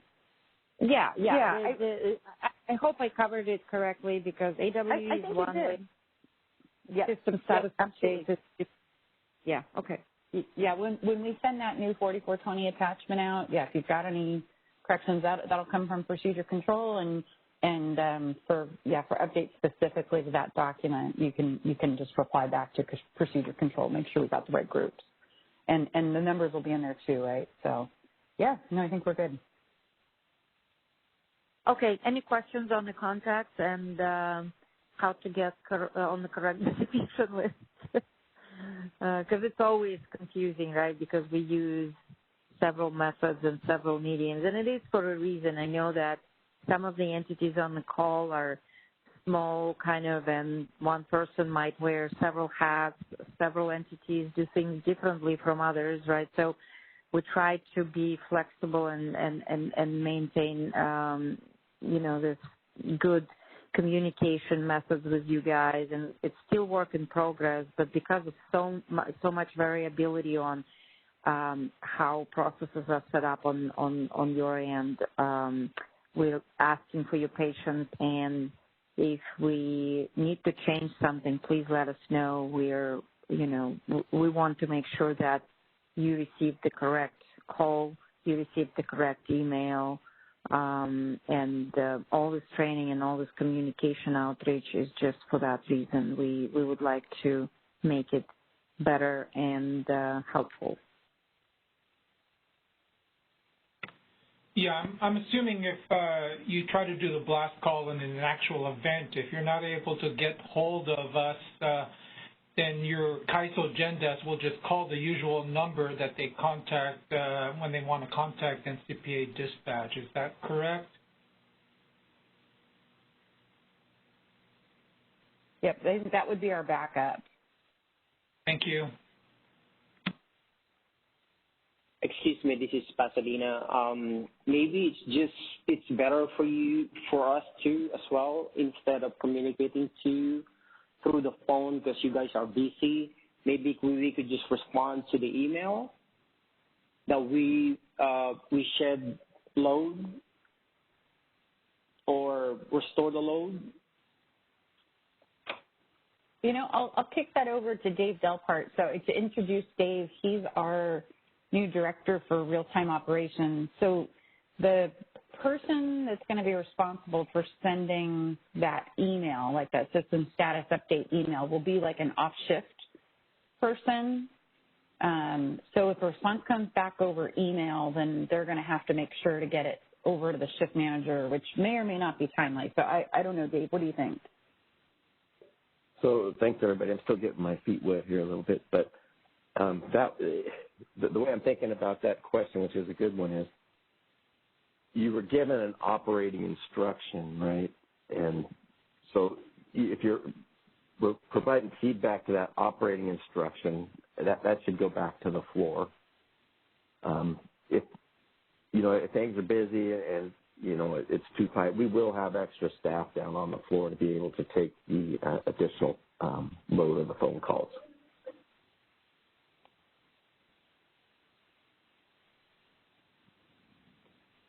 Responding to that email, the info getting back to the floor may be delayed. That would be my thought. And another thought from me too, if I may, the numbers might be different, right? The projected number was 1. While talking and giving an operating instructions, the number could have been adjusted, especially if it was a discussion of what's available. So the numbers in an email might not be correct as far as the operating instruction goes as well. Those emails are informational and kind of planning only.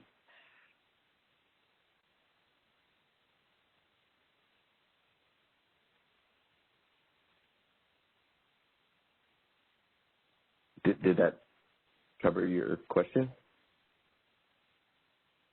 Sorry, I didn't catch who was asking.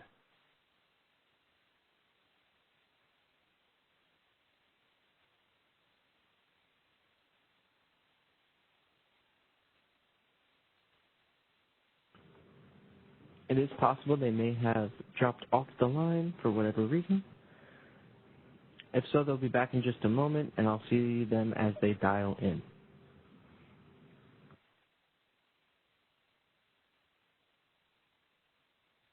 Okay. Any other wrap-up questions or anything else you guys want to talk about, or still kind of not sure? I hope this was helpful. I think that we learned a lot from talking to you guys and getting to know you a little bit better. And I wanted to tell you that we are planning on our internal training with system operators on all these details and updates, and we are trying to do our best to make sure that all the operators are aware, prepared. We will talk to them about your feedback and your concerns. So we will share that with all our system operators. The grid ops management was very involved in monitoring our discussions, in the outcomes, in procedure updates. So I think that I could assure you that from very top high-level management to the administrative personnel, we're trying to make sure everyone's aware of what we're doing for the preparation for the summer. And we really appreciate your timeliness, your questions, your attention. We can do it together, and we will do it successfully again this year. Yes, I have a question. This is Dennis at NCPA again. So when it comes to earlier, before we get to stage 2, when the CAL-ISO is asking for entities to voluntarily shed load or maybe go to backup generation if some of our member UDCs have that capability to go to backup generation on their server farms. Should we expect a phone call directly from the CAL-ISO giving us that operating instruction, asking NCPA to voluntarily shed 10 megawatts of load if this actually happens? So Dennis, I think if I understand your question correctly, I know last year there was a little bit confusion because I think like the governor's office and the CEC and like people who aren't operators at CAISO, like they were calling like everybody trying to get help. So when we're in those earlier stages and we're looking for voluntary conservation, there shouldn't be any instructions coming from the CAISO operators saying to go on to backup generation. So, if you're aware of it, that your customers are voluntarily deciding to do that, and you're aware that some load's, going to be coming off the system voluntarily, please let us know if you're able to quantify that, because then we can adjust our expectations accordingly. And then when we get to the point where we're giving instructions for firm load shedding, if the customers choose at that point to go into their emergency backup generation in lieu of actually, dropping the load, that's fine as far as we're concerned, as long as the load is coming off the system. But I do get where you're going because, using that backup generation in an earlier stage, that could be beneficial as well. We don't really have a process around those instructions for use of backup generation, almost as like a demand response type thing in an earlier stage. We realized that did cause a lot of confusion last year. So if some of our largest members that have that capability to move 100 megawatts of their load to backup generation, if they see an email or AWE or something in the news or TV that says the CAISO is asking for voluntary load reduction, they could ignore that and just wait till NCPA dispatch gets a phone call from Shane Hug directing or giving me an operating instruction to shed 100 megawatts of firm load. That's when I could let him know that I'll get back to him in an hour because I have to notify my members to go ahead and move 100 megawatts to backup generation. Is that correct? So I'm going to tell you officially on our line that is correct. Now, I will tell you, I understand the pressures that some of your customers are going to be under, like if they're getting a call from the governor's office saying, hey, we know you have this, can you please do this earlier, right? So if they're getting those types of calls, they should be contacting you and letting you know. I hate to leave it kind of squishy and gray, but if you said, yeah, we could take 100 megawatts of load off the system before we got to the firm load shedding stage, we're looking to see if maybe there's a way we could negotiate that. But I know it's a really difficult thing, like price-wise and stuff, because we're talking about stuff that's probably running on diesel. These are not grid resources and things like that. So it's putting a lot of pressure on our system operator to negotiate on something that they just don't have any visibility to. So we're working in the background to see if there's a way to take some of that and put it under programs so we could actually classify it as demand response. But we don't have enough clarity around that yet where we feel comfortable telling our system operators, yeah, you could instruct people to, use that emergency demand, backup generation as demand response, if that makes sense. Okay, I appreciate your response. I'm going to let our members know that they don't have to voluntarily shed load, and they could just wait till they get a phone call from NCPA dispatch after getting an instruction from CalISO GenDesk about our share of firm load to shed. Thank you. Yeah, and if that changes, we will let you know because we do know that you have customers with that capability. But yeah, that's where we are right now.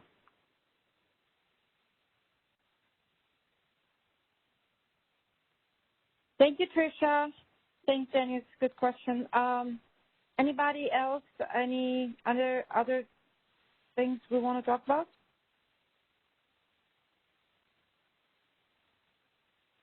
All right. We really appreciate your time and contact us with any questions. And let's do it. Buckle up. Summer's coming. All right. Jimmy, back to you if you'd like to close the call.